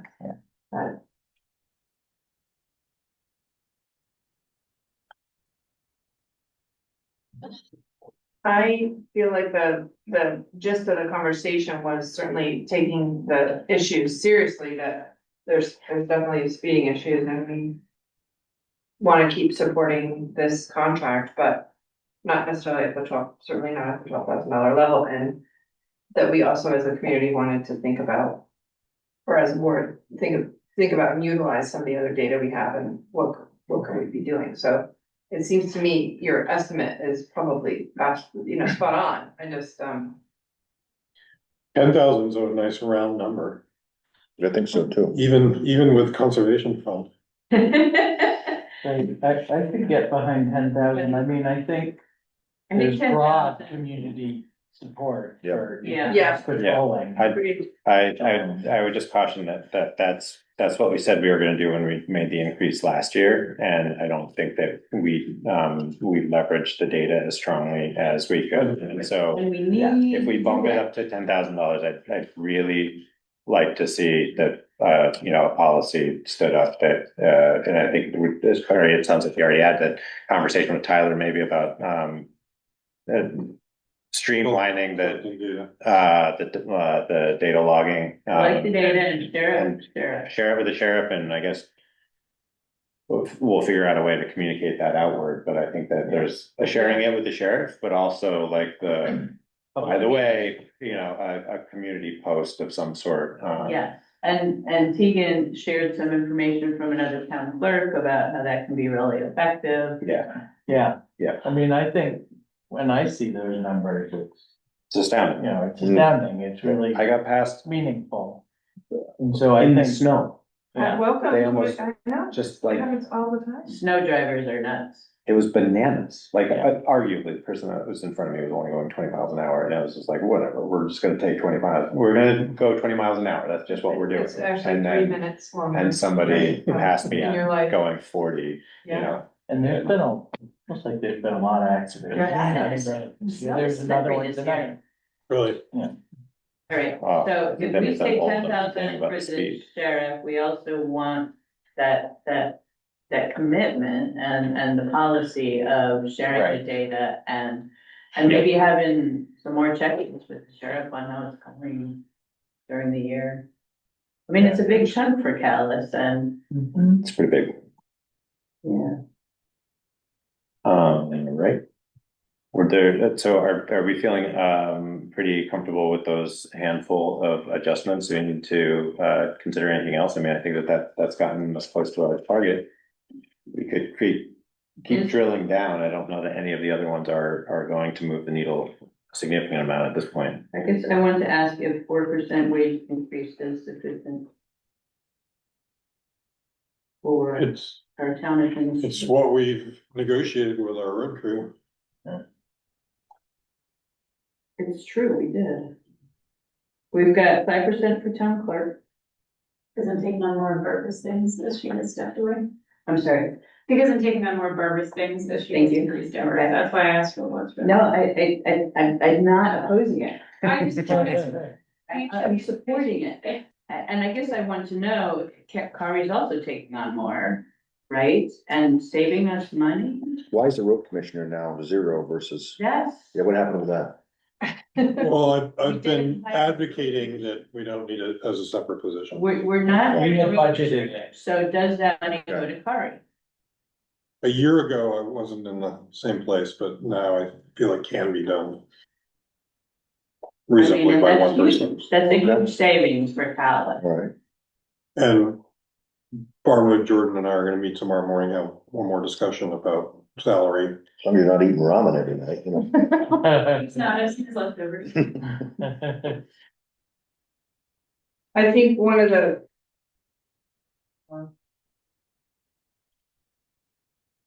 All right. Is that gonna cause, or have we cut enough to deal with that challenge? I think so. I think we're Yeah. in the 3%. We're below 3% now, which Okay. I think is good. Yeah, that's that. Beats my expectations. The compensation issue. Okay. Well, I think at just under 3%, that also gives us a little bit of buffer on that last item as well. With pretty sound rationale once we circle around on what that final number is. So Yeah. I'm feeling pretty comfortable with that.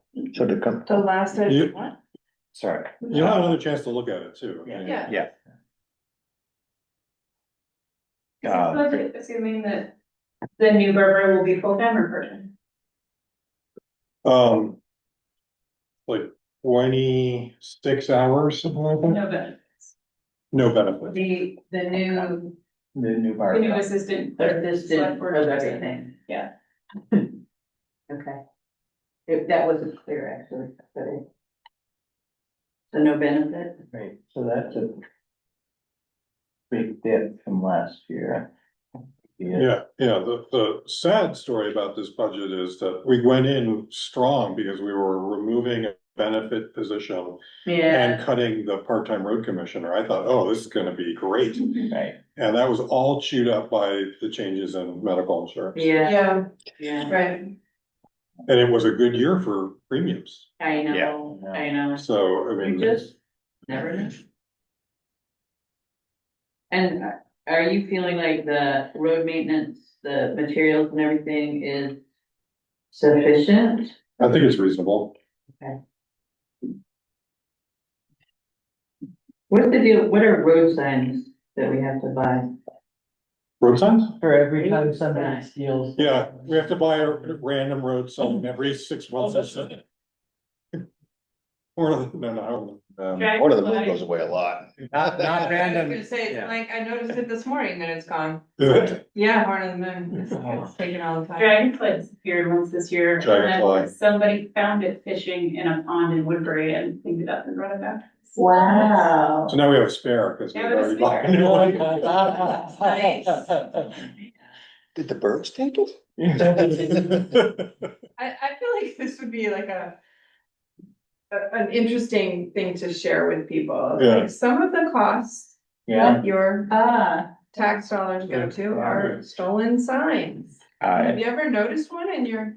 Yeah, I don't know.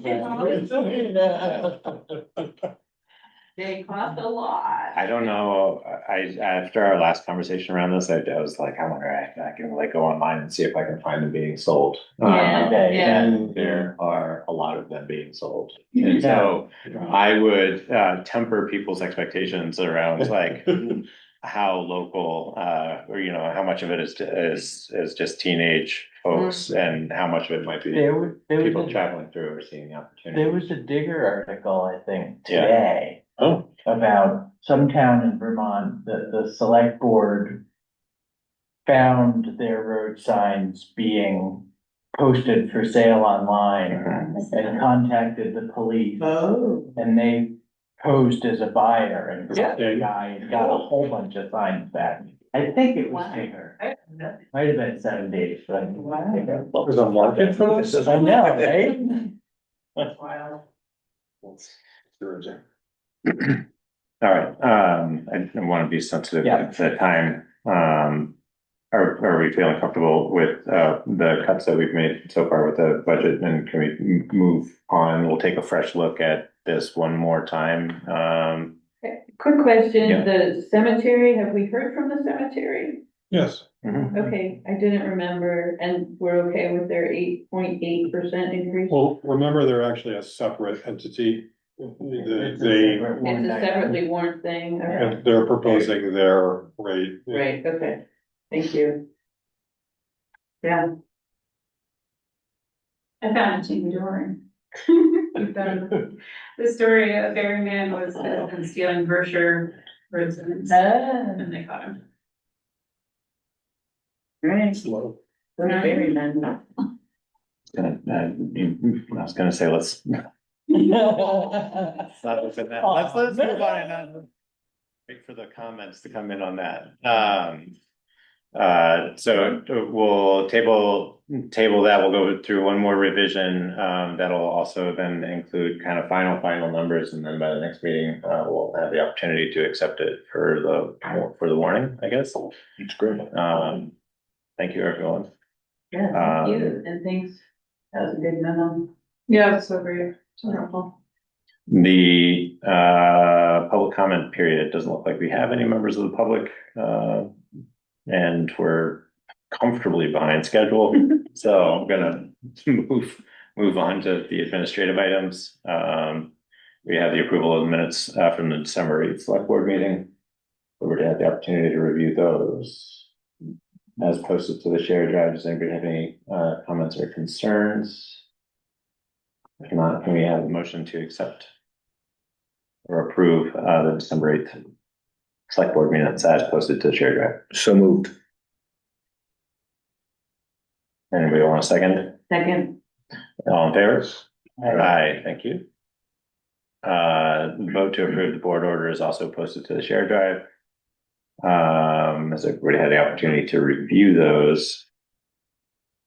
I think a motion to approve and sign the board orders as posted to the shared drive. moved. Second. All in favor? Aye. Aye. Thank you. And an authorization of the town administrator to distribute payments as needed prior to the Jan 5th meeting. Again, it'd be, 3 weeks. yeah, 3 weeks. It's a pretty standard operating procedure. Generally, that's to know if there's anything that is abnormal, but this is largely just payroll stuff. I think, is that right for this one? The next 3 weeks? Yeah.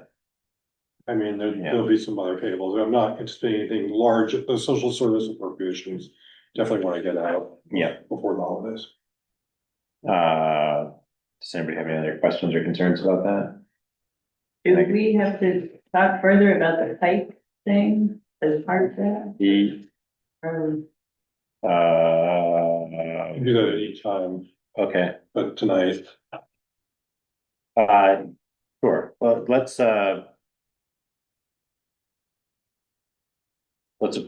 approve this and then have a conversation about that, and I guess, well.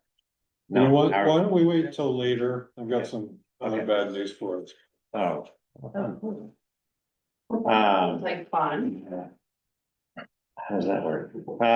Okay, so does it make sense then to approve these? Yeah. Make this. Make this Like those on, authorization, we should can pay our I bills. have a motion to authorize Kari, town administrator to distribute payments as needed, prior to the January 5th meeting? So moved. Second. All in favor? Aye. Thank you. Town meeting warning. So So there's a post it draft to in the there. shared drive, yep. Tegan did most of the legwork on that. Fun to see it come together. We have, Yeah, gonna have a meeting. so Zoom link, we need to finalize, of course, the budget, and then it's the question of, do we want to have the land acquisition fund on there? And if so, how much do we want to propose for it? We have 2,500, I believe, in the budget that you just looked at. Yeah. And again, that was just a placeholder. Uh-huh. Because there isn't yet a land acquisition Right. fund. We don't have one. So that's created. Article 9 Say and this- Article 10. Yeah, see, I gotta say, this is not feeling like the top most priority right now. I mean, yeah, it seems, We're gonna Like, it would have be- elementary school. yeah, Well, if we include it, we would wanna add it to our select board report and have some explanation why it was there. Well, if we created and put it there, it's locked to that purpose. Which if we have big conversations coming up about Calais Elementary School. so what if we that might be truly more- make it a token $500 or something like that to establish the account? But not fund it with $2,500. Is that where you were at, Jamie? Sorry, Jamie, I can't. That would be an option. Is it? Yeah, Okay, I'm trying to understand. or not having it. Not having it is where I was heading, but someone tell me why we need it now versus.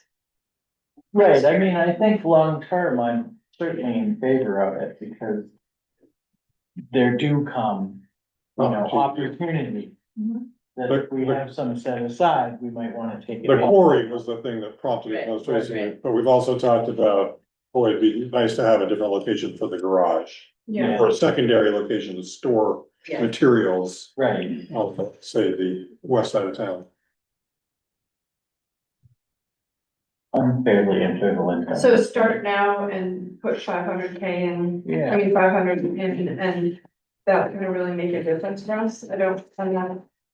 You know what I'm saying? I'm just pushing back because it feels like a topic of conversation that maybe is complicated for the town. A town meeting to grasp and quickly and. Yeah, may not be the right time. $500, it isn't. Not to do it, maybe, I don't know. Yeah. Yeah. I guess that's my argument, but in the opposite direction, like, we need to go through this process to establish the reserve fund account. One way or the other, It needs to be And- voted on. so it needs to be voted on, so I think if we have enough agreement around the need for an account like this in the future, then we should establish it. We can give the rationale to the folks who show up to town meeting. This is why we're doing it now. And the reason you're only seeing $250 go into it, $100 go into it is because now is not the year probably to fund this account. But at least it's here and this is why it's here. Hmm. So I'm happy to be the one who stands up and makes that particular appeal, because I think, regardless of where the school situation pans out, we're gonna need that, we're not gonna be able to use the school property for that, for, The chemical? yeah, or, for quarrying material, maybe storing material, but anyway, I'm not, It is timely in the sense that we just had the quarry. we just had the quarry. Right, so we're responding to that. Right. That's one thing. And all of the other reserve funds in the community are, whether it's conservation related or something else, are very specific in scope. And hard to get. And there is no way to establish a reserve fund without a town-wide vote? That's Correct, interesting, okay. with a specified purpose. Well, I like the strategy of having the discussion and establishing it and having a real token amount. I think that. The benefit of that is that then it's got a spot in the budget, Right. we Yeah, don't and have you to have have that the conversation discussion each year. again. get it going. But Imagine if we'd done that. The token amount is more favorable in my mind than $2,500. I don't disagree with that at all. Wanna make it $50? Well, 500? I'm fine with, I'm even fine with $100. I mean, if it starts a conversation, I think that's totally fine. Anybody else wanna weigh in on the 100, going once, going twice? $100, twice, $50, $500. I don't know, I feel like if we don't put any money into it, it doesn't. It's not doing anything. Right, and it's not like showing it that this is something. My thought was 500. I think 500 or 1,000 is reasonable to Credible. show it, It needs to be something credible. that's like. Right. It, To say we 10 believe bucks, it in looks it, like we we wanna don't do care. this, exactly. My take. $500. 500. Gold. Got it. All right, so if you're not seeing anything else, we will send this, Let's see if you. oh, okay, go ahead. So when we, in Article 7, when we're talking about the Calais Covered Library, do we want to just cite that amount is pursuant to the recommendation of our committee, I think that's, as opposed to the request of Calais Hubbard right? I'm assuming Jeff Dean is gonna stand up and say something about that. I think it'll come up, so I'd like it to.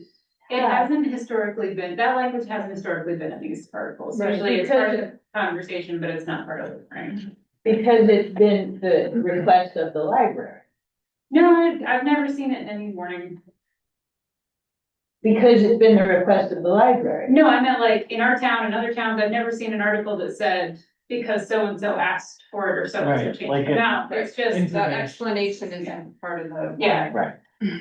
I mean, it's true, there's changes and it's the, social service ones that we're not. Right, this explaining says, those. well, Article 8 says to meet the amounts requested, which is not accurate, Right, right? that's We right. can change that, I Yeah. think. We'd have to talk to the attorney. So if we leave 7, I'm okay with that, we'll have a discussion. But it shouldn't say the amounts requested, right? It should say, it should just then say nothing, it should amount to appropriate the total amount to benefit the following organization. Or something like that, right?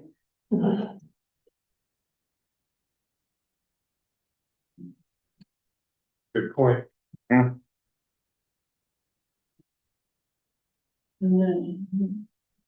Well.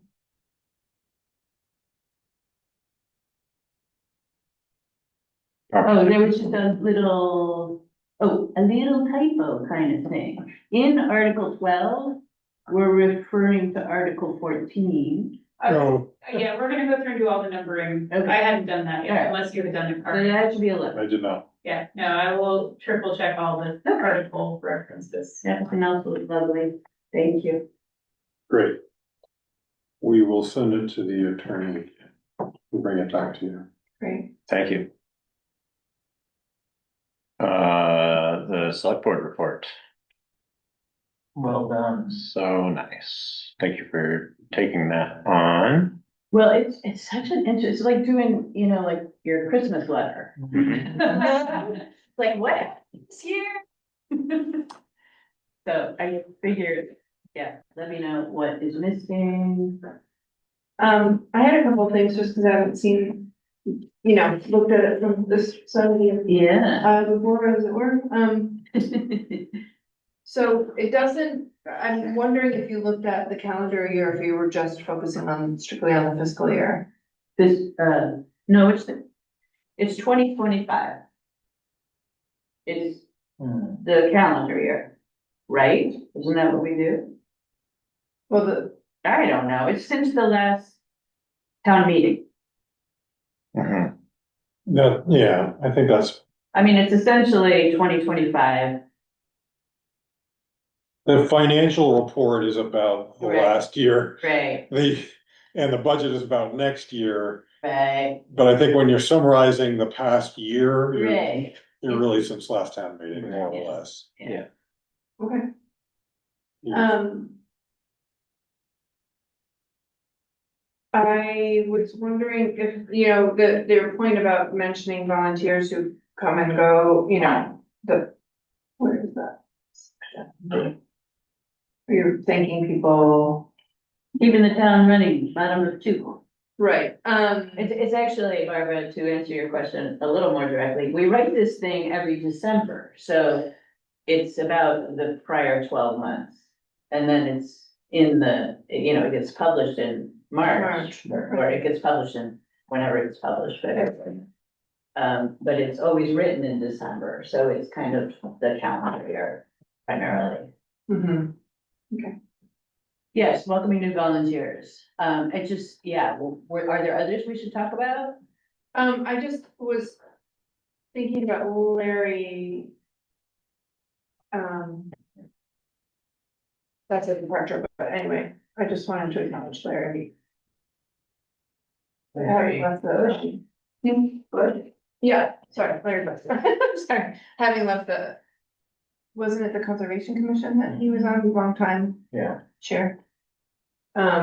So I'm happy to do that, if people agree. I think so. I am still not entirely clear on the circumstances about his departure, and so I think it'd be fair to say we want to acknowledge your service and maybe just reach out to him and see if he's okay with that. And Yeah.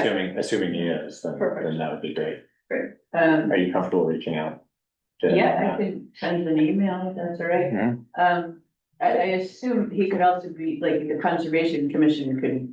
That was what I was gonna say. Right. I haven't seen their report yet. I don't know if they're gonna say something. That they might do that Oh, there. Okay, maybe that's the better spot then. Yeah. Okay. Okay.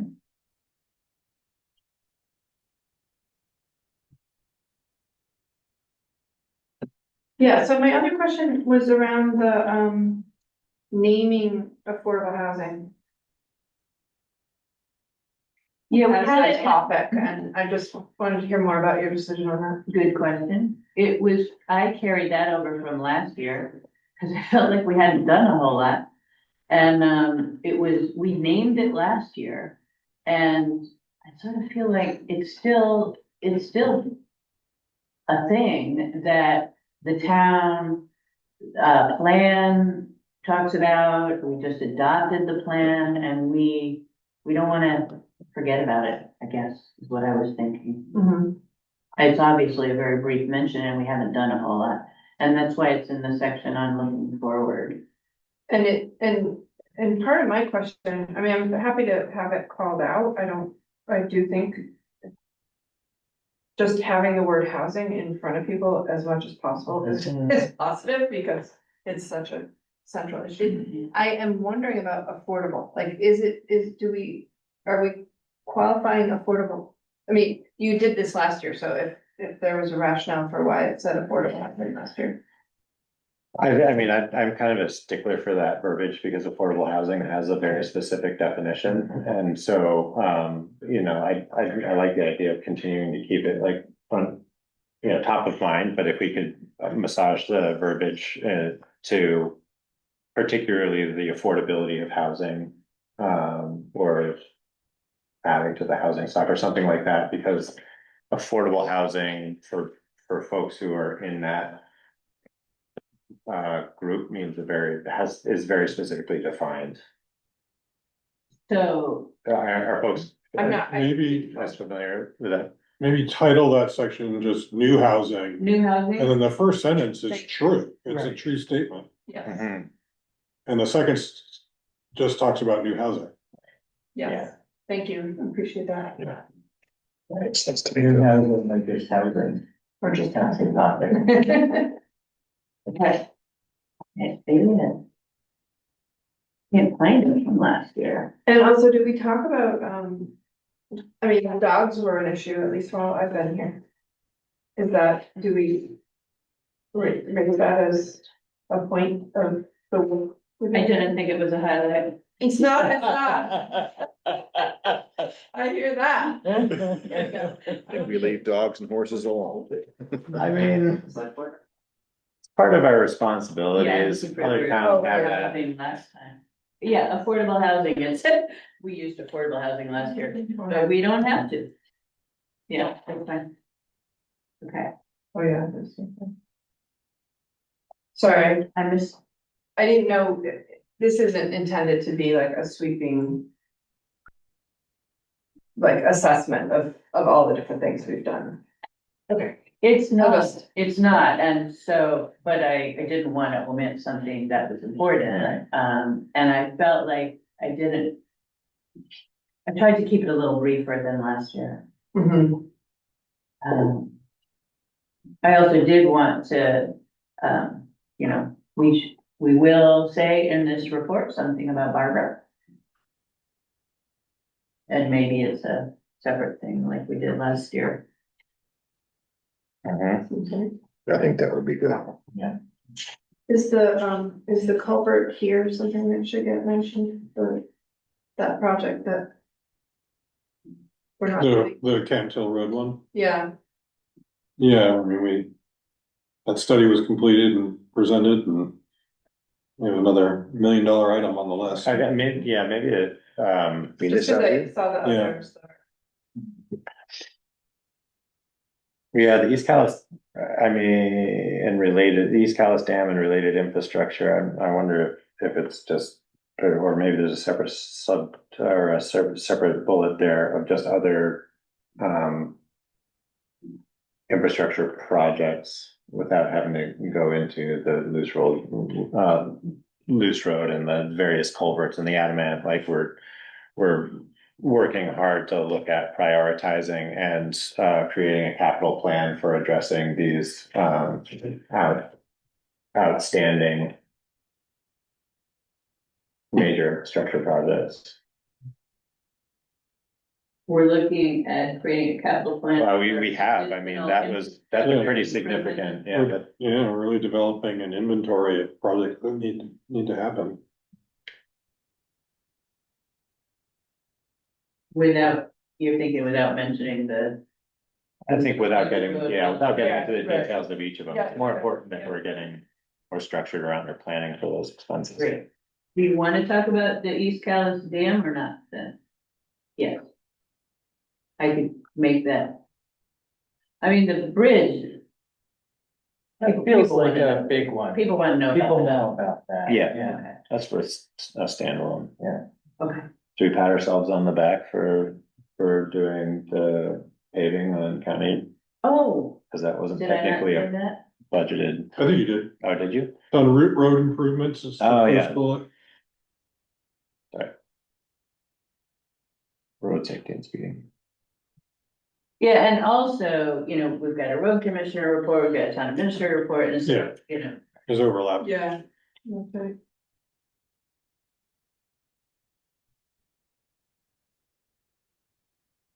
Any other feedback? Do you wanna mention that we're wrapping up the FEMA reimbursement process? That's kind of old news, but It felt old to me, so It- it's yeah. maybe in your report, it doesn't feel Okay. like the select board has done That's much on fine. FEMA this year.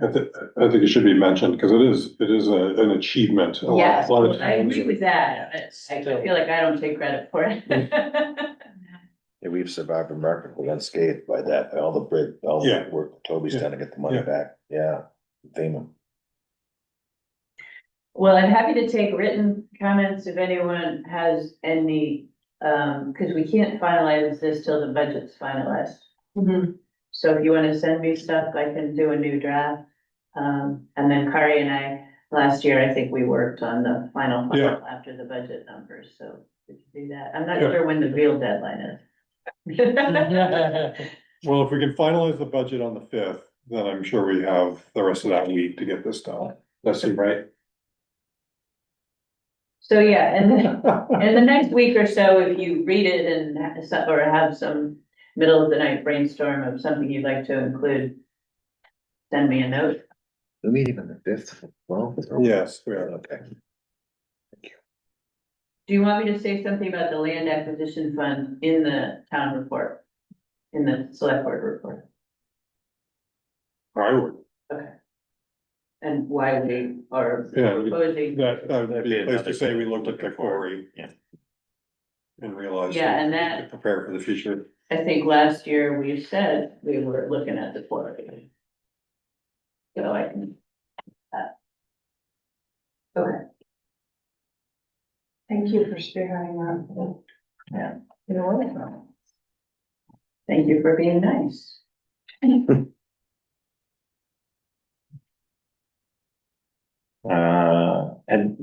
Christie, do you need any more input on that? I think that covers everything. I'll play, had questions next to it.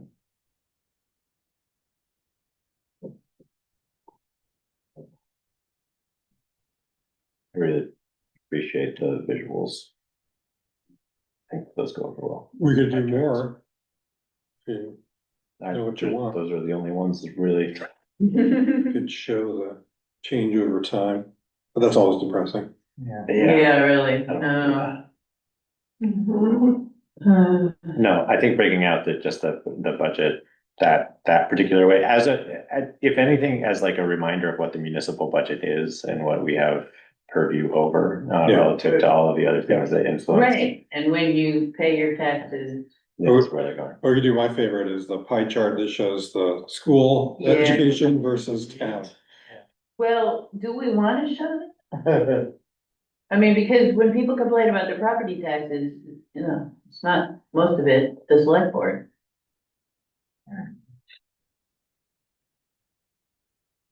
I feel like that's a sword that cuts. And It also raises, yeah, it could potentially raise like questions that we're not able to answer, right? That's right. Like on this. It's true, we're not doing the school budget. Yeah, Never mind. so, you know what I mean? But I understand, actually, I Yeah. like the idea of putting it in context, but at the same time. The school won't have a budget, they Right. still have enough time to have them vote about whether or not the school closes, so we won't really know the budget they're proposing until January 21st. Okay, never mind. Chaos. They've got just been in some margins to get everything done. So wait, so we. Never mind. You can ask me during my report. if you still- That's fine. right. So moving on to the staffing model conversation. Yeah, so there are two updates here. One is a draft town administrator job description based on that updated task list and just going through it again after 2 years in the job. And I added some flexibility in there as we discussed so that the town administrator doesn't necessarily have to be the road commissioner or the treasurer, but they need to oversee those functions regardless. And then I added a few things that were missing, like insurance seemed important, and then I went and looked at some other examples and just formatting changes that made sense. So. Yeah, I think it captures a lot of the feedback that we've been Okay, discussing for sure. Mhm. so it, you know, it's there for when we need it in the future. Yeah, no, it's helpful. I just had a question about the working conditions at the end, Kari, because it was Yes, intended meaning was when Yeah. it says it's expected to be performed under normal office conditions. And then there's considerable time required outside normal office hours. I didn't know with the under normal office. I copied and pasted that from VLCT, so maybe that's not the best, but, I see these kinds of things more often now, this working conditions section. I think it's to, you know, set expectations so Yeah, that people right. can't come back and say, oh, you never told me that I'm Yeah. working in an office. Right, Yeah. right.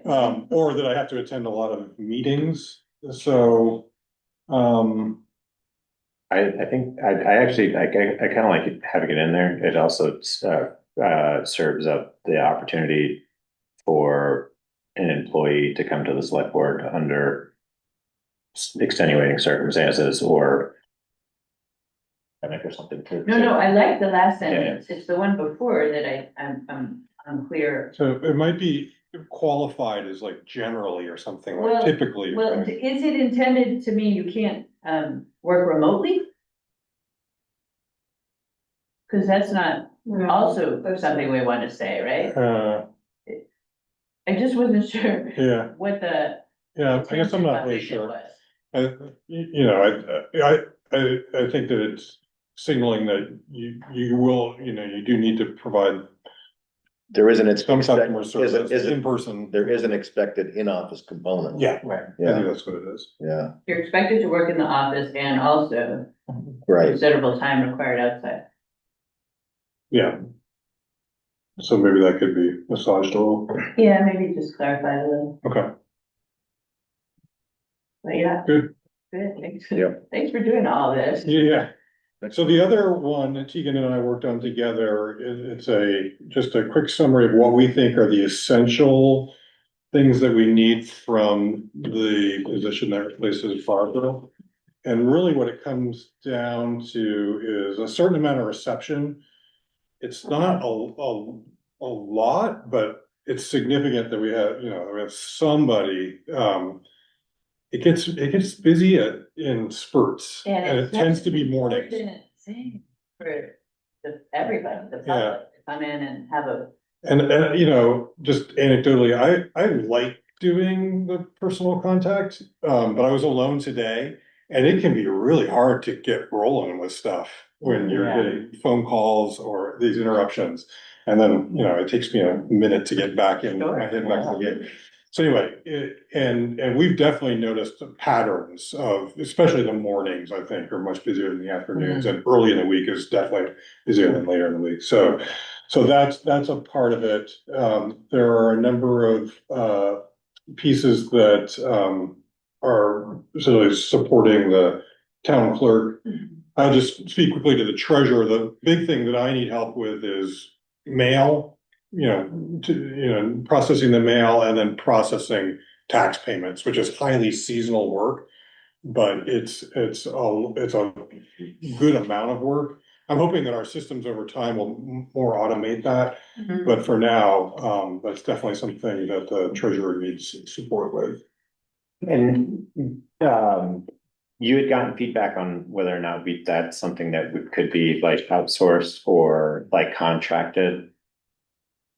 I vaguely remember having a conversation around it, because like it's such a very specific seasonal scope of work. So that strikes me as something like, well, maybe we can like budget for that being work that we hire somebody to like do, like as a part-time, A seasonal. part-time position. Tax season. She's mentioned it. And, 6 months, but she has offered to come back and process that. and so I thought we had raised that before, and you had some concerns over like whether or not that would, qualify for exemption under, employment law because you're dictating the Right. scope of work for a particular thing, but Yeah, so that's an option. We're also, just jumping ahead, we're imagining that there's some Yeah. flex in this position. And it just sort of depends on the person that we get, what their interests are. And how things evolve, but we've listed some of the things that we think right off the bat that they could. Learn and do for the, sort of like recording secretary is a Yeah. possibility we should discuss. Zoning assistant is another one, I think, that But could it be still really helpful. stays within the part-time scenario? How many hours a week are we thinking here? Yeah, that's We, the we question. have 22 hours a week budgeted. At the bare minimum for like at the window, like 8:30 to 1:30, Monday and Tuesday, like those are the. Monday, Tuesday morning is the prime time when we really need somebody there. Other than that, it's nice to have, but not as necessary. Depending on the time of year and other things, there might be other times. So that's at least 10 hours right there. It's just a lot to be done in that number of hours, it seems like, no? I don't know, those two ideas of the recording secretary and the zoning assistant, those are other items separately budgeted. Yeah. So if, and like the recording secretary is all outside of normal office hours, so. But we get into that tough territory if we have one person working 3 or 4 part-time jobs Yeah. that cumulously, Yeah. Becomes total a yeah, full-time yeah, job yeah, and we're yeah. not offering benefits. Yeah, you're right, you're right. Like that gets uncomfortable. Yeah, there's something to pay attention to. Yeah, and I think we should approach this like this is, the right person could grow into even more responsible. Right. They Yeah. could be our future treasurer, for example, who knows? I also wonder, what's our time frame on this and Gina's ability to like, if we're thinking about rolling that position into this, but this isn't happening till March, like that timing doesn't work Well, out. hopefully it's not happen before March. Hopefully this person will have some time to train with Barbara before town meeting, because that would be ideal. Yeah. A lot of the specific seasonal stuff happens in February that I need help with. It'd be really nice to have both Barbara and a new person, at Yeah. least to some extent there. I would like to get this going as soon as we can. I like the idea of having somebody that's like part-time in the office and then also filling responsibility of the recording secretary.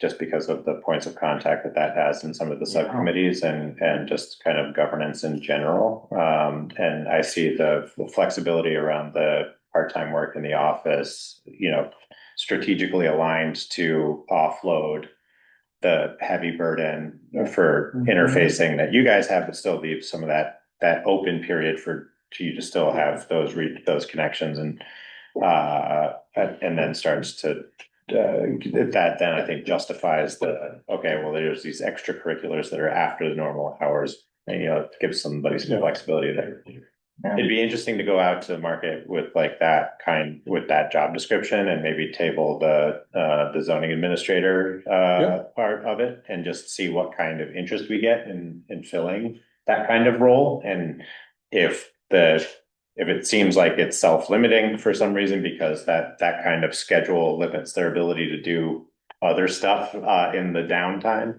then maybe we change course a little bit, but see if we can make that work. You guys have identified that's a structure that would work really well. I think it is interesting to start adding some of the extra items on there because I think there's a lot of overlapping skill sets, frankly. Yeah, and something I did mention is probably maybe the most significant thing outside of reception is the liaisoning with all the boards and committees. Yeah. And so Huge. being a recording secretary, they would already have points of contact with 3 of the most important ones. Yeah. Well, and the other thing about being at the front desk is some days it's busy and some days it's not. Some days we are just sitting there, doing our own little projects very quietly for hours. And those have been the days Barbara has gone home to do some gardening or gone home, or she said, I'm gonna go do things on my laptop later this week, but I don't really need to be here now. So if the person plans appropriately, then they'll look ahead and be like, what can I do in this gap time where there's not a lot happening at the office? And that way the next week, they're already kind of ahead of the game on dealing with committee, commission, appointment type work. Because that, a lot of that can be and is done ahead of time, and Barbara is always thinking 5 months ahead of where we are. Which we can't rely on the next person doing, Well, but train them up. yeah. What's the relationship between this, job description and the budget as proposed? So the select board assistant and the assistant clerk and the assistant treasurer, that's, your thinking was that would. That would align. All those pretty well. lines would be in the 22 hours a week. Yeah, and now I'm wondering if we should go back, take a look at it and craft it so that it includes the reporting secretary, but stays under the amount of hours that triggers benefits. And see if that all works. Yeah. Come back to you with a job description, and if you approve it on the 5th, we can get started with the hiring process. And I mean, I'm still living here, I'm yeah, you're around till the summer. It's fine. I do wonder about whether someone will want to do all that. Yeah, I will say, this is just very anecdotal data, but before my life changed a little bit with respect to my dad and some other stuff, then I had planned on trying to apply for Barbara's, like putting my name in the hat while keeping the recording secretary, because I do think, to some of y'all's points, that it's a very natural kind of flowing That's helpful to hear. position. So it was something that I was actively going to pursue before I knew that it, just for continuity, it made sense for me to step down, so that you have that continuity of, well, Barbara's here and whatnot. But that was something that I was going to pursue. And how many hours a week on average are your current? I don't know, once I submit it to Kari, it goes on. I can pull that up. Yeah. It's I'd just be curious. It's under 10 every 2 weeks. Yeah, Okay. yeah. And ideally, the person who is the new assistant clerk would be here anyway for these meetings. Barbara has attended them. Yeah. Right. Whenever times have been Yeah. amenable. Although it's hard to speak and take notes. And but I feel like she mostly is taking notes even when she's here. Yeah.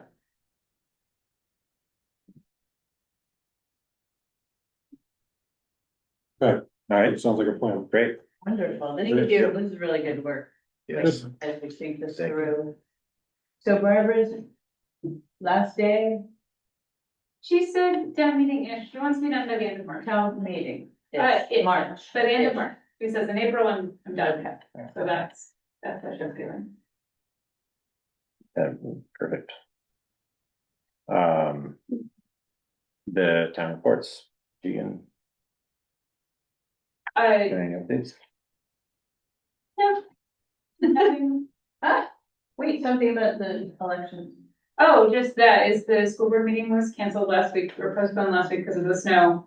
But if they decide on Wednesday to hold a vote about closing Calais, they would hold it on January 20th.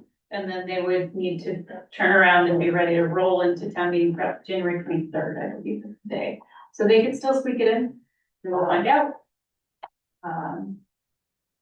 There's a lot of pressure and intense energy. Yeah. Wow, okay, thank you.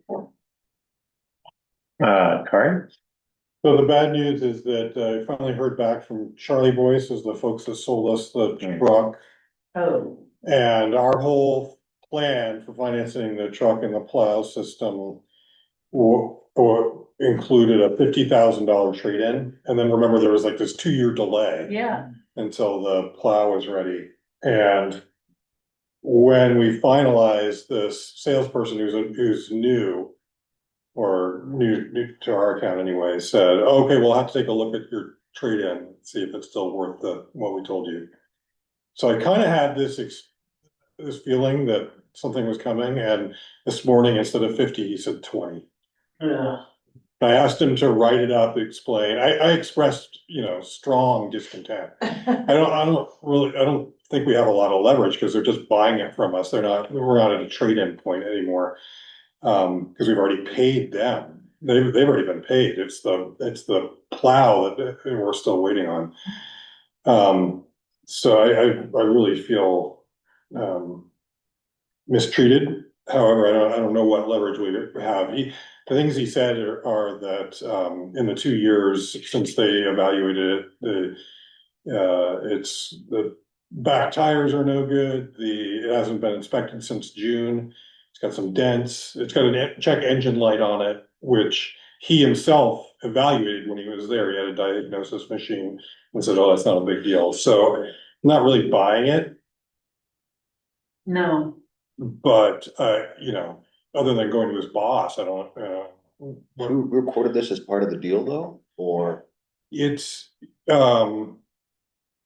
It's on there. I don't know if it says estimate or not. It says trade-in value, but they were very clear that that could change. And that's the way the next truck with a different dealer has said, is that, by the time it's with the whole craziness of ordering trucks and how long it takes, As they, they're providing an estimate. That's what they sent to us. And Mac, the people who sell Mac trucks, which is the next truck we have in the queue, said, we're usually within 5%.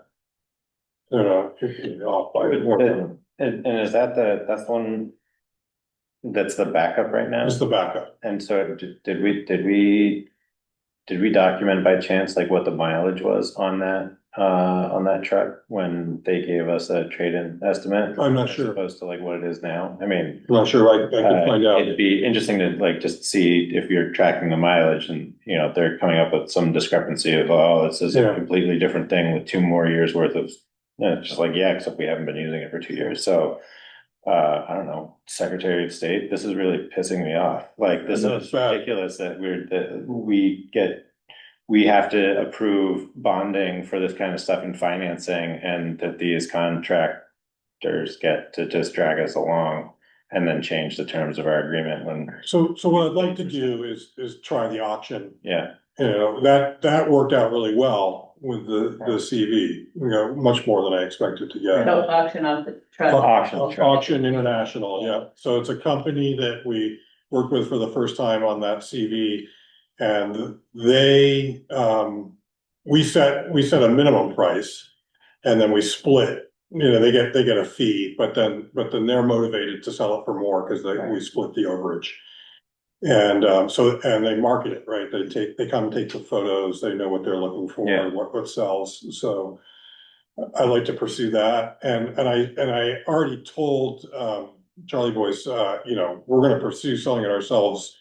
Is 20 still on the table if we're not able to sell it in say 6 weeks? And I haven't heard back from him about that, but I'm not sure what else to do really, other than like go to the boss or something. But I don't have any reason to do going to that. the boss if you get really stuck with the auction, doesn't not working. Yeah, I don't want to burn any bridges, but I also at some point would like to say you're losing our business as a Right, result of we're not this. coming back. Yeah, you can't treat towns like this. Yeah.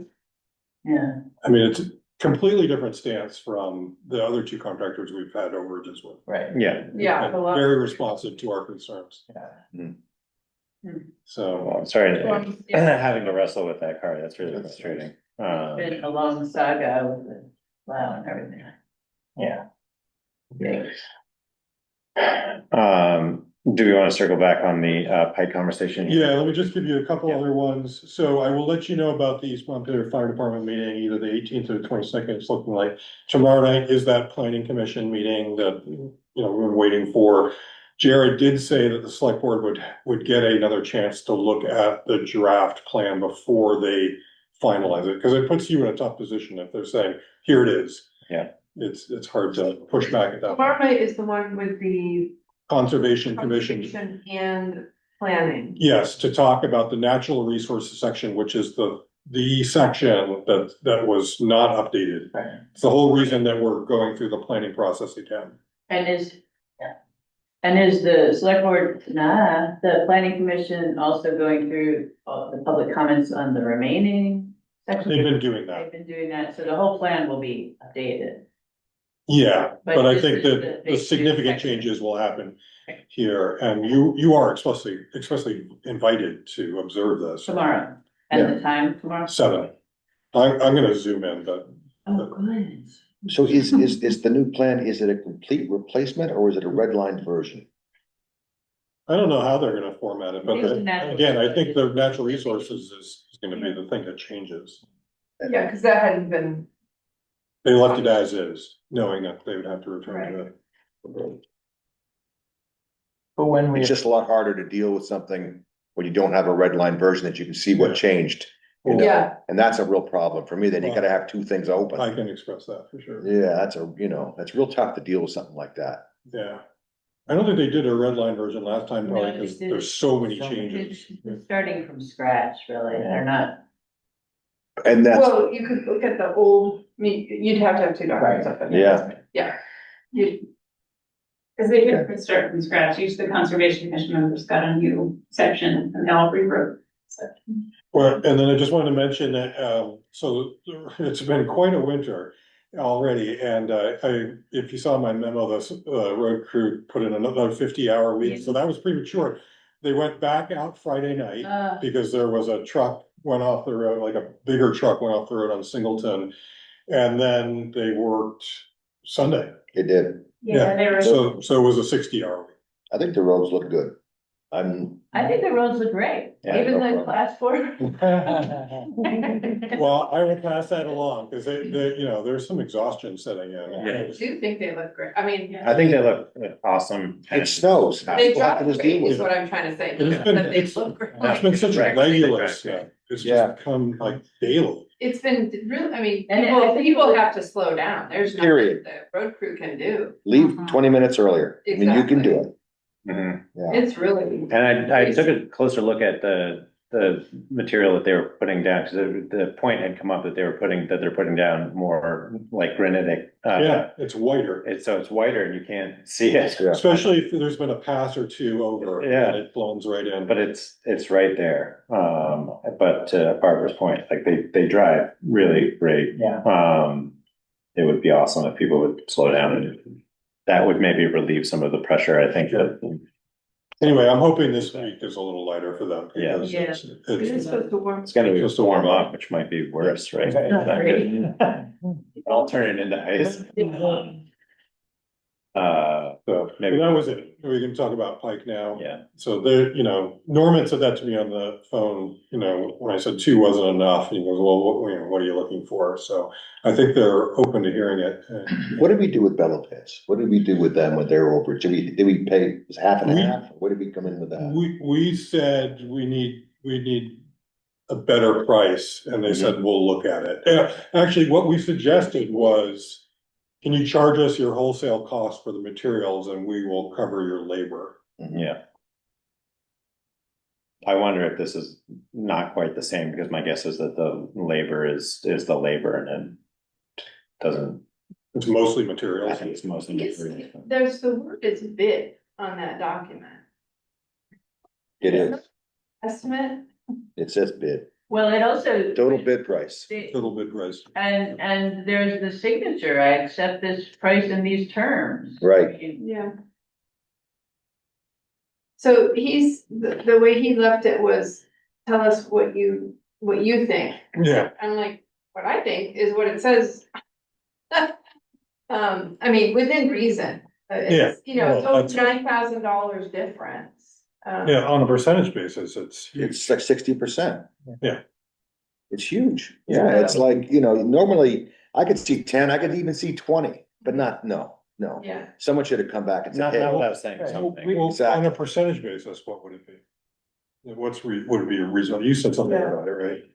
Percentage. Yeah, I mean, I think like a 5 to 10% difference. If you get to the point of 20%, if you're going through that much material and you already know how much of it is still left to go, and I mean, Right. there's no reason in my mind that you wouldn't come back and say, oh, by the way, we've now used up 80% of the material that we had quoted, and Yeah. we still have 60% of the work that we quoted for to do without them saying, this is gonna be the huge increase. Right, I mean, right. I mean, 5% is 17,000. 10% would be, what, 18 something? Right about 18, yeah. Um. I mean, offering 10% more, when you put it in those terms, that's quite a lot of leeway. What is this, like 60%?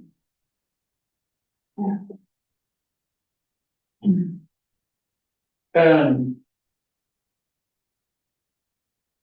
So he talked a lot about, valuing the relationship and everything. Have we worked with Pike Industries before? They mostly do paving? On paving, yeah, I think So, it and was you 10 said the years ago, last time was 10 years ago. something like that, yeah. But we do have Marshfield Road coming up. Yes. Yeah, and I want to apologize. I didn't mean to go off the cuff on saying like, we'll promise you some work next year. That really wasn't my intent, but like in normal environment, like if you had a scope of work that you knew needed to be done in the future, it seemed like a natural place to signal that there's an opportunity to continue to work with you, but this is pretty unacceptable. Right. So- I think you did that. I think that, and he wanted, he was signaling the same, that. I mean, the document does say bid price and it says that, and we took them at their word. And I just, it's one of those things. There's really not a lot of gray area here. And I want to be fair. They did use more material, but, Even 20% is 19,483, right? Like, I'm just trying, using these, like you upcharge 20%. That's a huge overage. That's wildly reasonable if we were to offer such a thing. Did he have an offer or? No, he No, was he leaving just it asked us. us. Well, no, they offered 2 originally, remember? That was, I reported that last week, Reduction of And you- 2,000. and you said And we said that's That would not. only bring it down to 24, which Right. is. And change. it's not okay.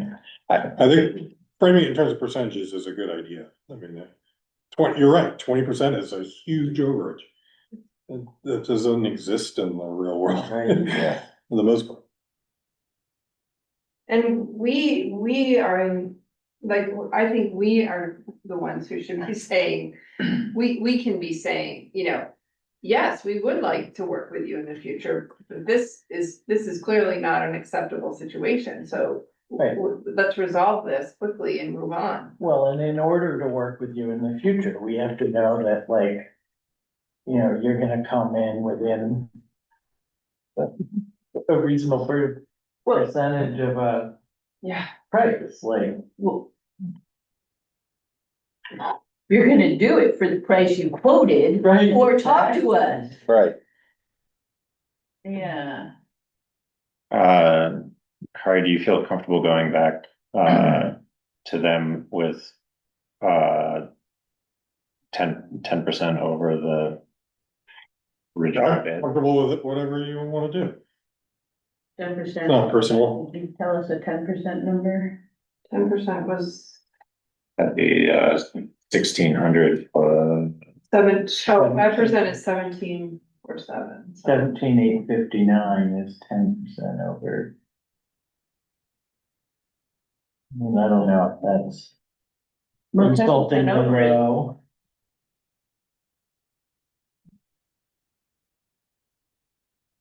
I was prepared to go 20, but with the caveat in future, this can't happen again. But I don't know. I don't even want to do that, but They said nothing until the job was finished, at which point you said, oh, we use more materials. Yeah. That's not the way it's done. No, no. I'm happy to spend some more time trying to get into what the actual costs on the material are I and don't that think sort of it's thing, worth but your time. just to say that 10% is as close as we could get on consensus with, among the board, given the conditions. The board feels like 10% is a huge overage, and yeah, Well, prepared to pay.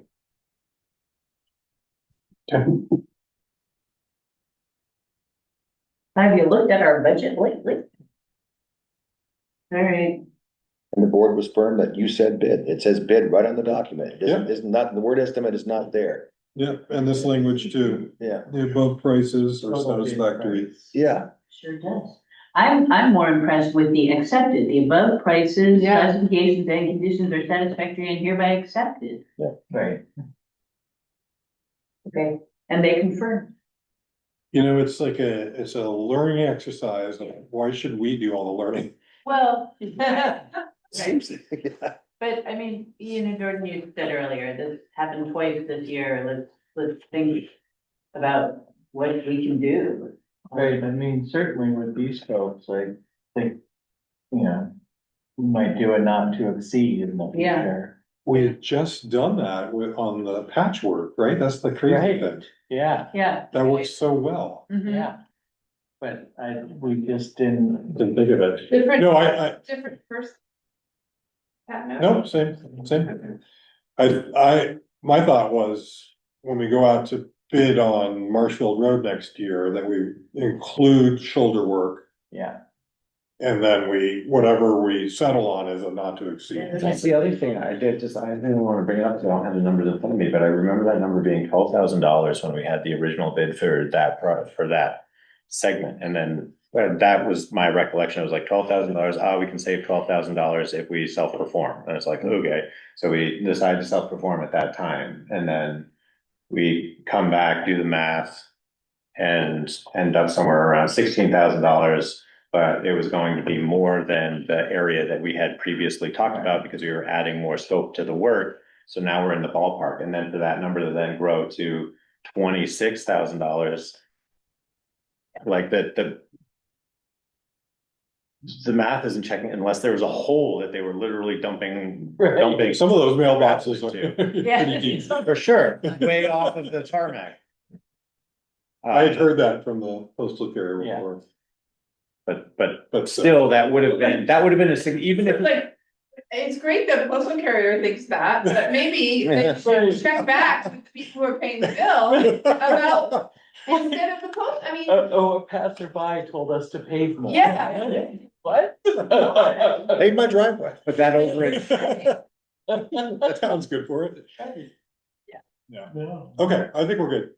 Thank you. All right. Thank you. for Yeah. doing our business of this, So, you know, yeah. Kari, anything else or? That was it. yes, town seal, and before I get to town seal, do you want our select board report in the town report to mention the town hall? I forgot to ask that. And that we're in discussions and it's open, like we could mention. Oh, that'd be good, positive, I like Okay, that, yeah. okay. I mean, they're doing their report right now, they've done it, and submitted it, Okay. So yes, we should say they had a big opening, it's open, we're working with them, the friends to make it. We're the select board wants to Excited. excited to make sure the public is fully aware of the use of the hall and excited about what's to come. All right, you'll see it in the next version, thank you. Thank you for bringing that, did not think of it. Okay, so for the town seal, I submitted a question to the LCT, because there's actually restrictions on how you can use the state seal. But for a town seal, there's pretty much not. So the concern is that you don't want someone to use it for some fraudulent purpose or in some way that would damage the town. So they're basically suggesting you can let someone use it on the condition that it's not used fraudulently or misused or associated with activities that could harm the municipality's reputation or interest. That's his language. But it made me wonder, well, should we be thinking about if we want people to use the seal, should we have some guidelines? Like, do you want the seal used on any object, only T-shirts? I mean, I mean, right. Honestly. There would be some things you wouldn't want your seal on. So, do we need to have some people write some guidelines or something? It seems like the town seal is special. A logo is different. Right. From a Branding is seal. different. This, exactly. It's not a brand, it's not a logo, it's the official document that says the town of Calais did this. So, I'm of the opinion, we table this until later. no, we can't take any action anyway. Yeah, I just wanted to, tell you what VLCT said and raise the thought that maybe we wanna give it some more thought. Yeah, Yeah, I'm against using it personally. On everything. Right. So if you don't want it as accessible to people, we would also have to talk about changing it. I know at some point back in the day, we had a different letterhead because I had old versions in my files and I have newer versions in my files, so it's use different something without the seal. But the letterhead is an official town. It is, it's also a thing anyone could look at and probably copy fairly easily if they wanted to be. Well, but that's different than. Yeah. Than Giving permission. giving permission out there, you know, it's. I'm not saying it's good or Yeah. bad, I just wanted you to keep that in your awareness of what we are and aren't doing for seal. Well, thank you for going and Yeah. Thank you. I was curious, so. yeah. I think the need, urgency around the need is probably past at this point, so we can, Yeah, and I don't have, strong feelings one way or the other. It was friends of Calais who were talking about it, and I was like, oh yeah, that's a cool idea. I totally, That'd be fill all my cool. bottles with Yeah, a why town not? seal on it. You would probably like that. But I'm not like, But Friends of Calais was not proposing it as a fundraiser. Right. It was just to sell stuff. yeah. it was just in. I really want the callus shirt. But see, so that's you could order a shirt that says Calais across the front of it. Right, that's. There's not lots of things, towns that do that, right? But the seal is an official thing. Yeah. Yeah. Wow, okay, Thank you. you are welcome. Meeting adjourned. I had a question. This one, Tegan have we received any grants for that? did that. Yeah, we did. We did. Yeah, but we're letting know. Cause it's, Well, I've been Almost $100,000. shirking my responsibility to get that training. the structures grants And I only signed up up to for two. training, and then I got stuck I never even put it in in. a Yeah, I travel tried. emergency, I which mentioned it is was total awful. kind of a nice, we We had that filed for culvert. and then I missed my training I to be able to, believe yeah, they have the right to install temporary stuff. open meeting. And one of them gets So shut when you in the need to ground do there, your- I think there's gonna be a problem. Yeah. Rent them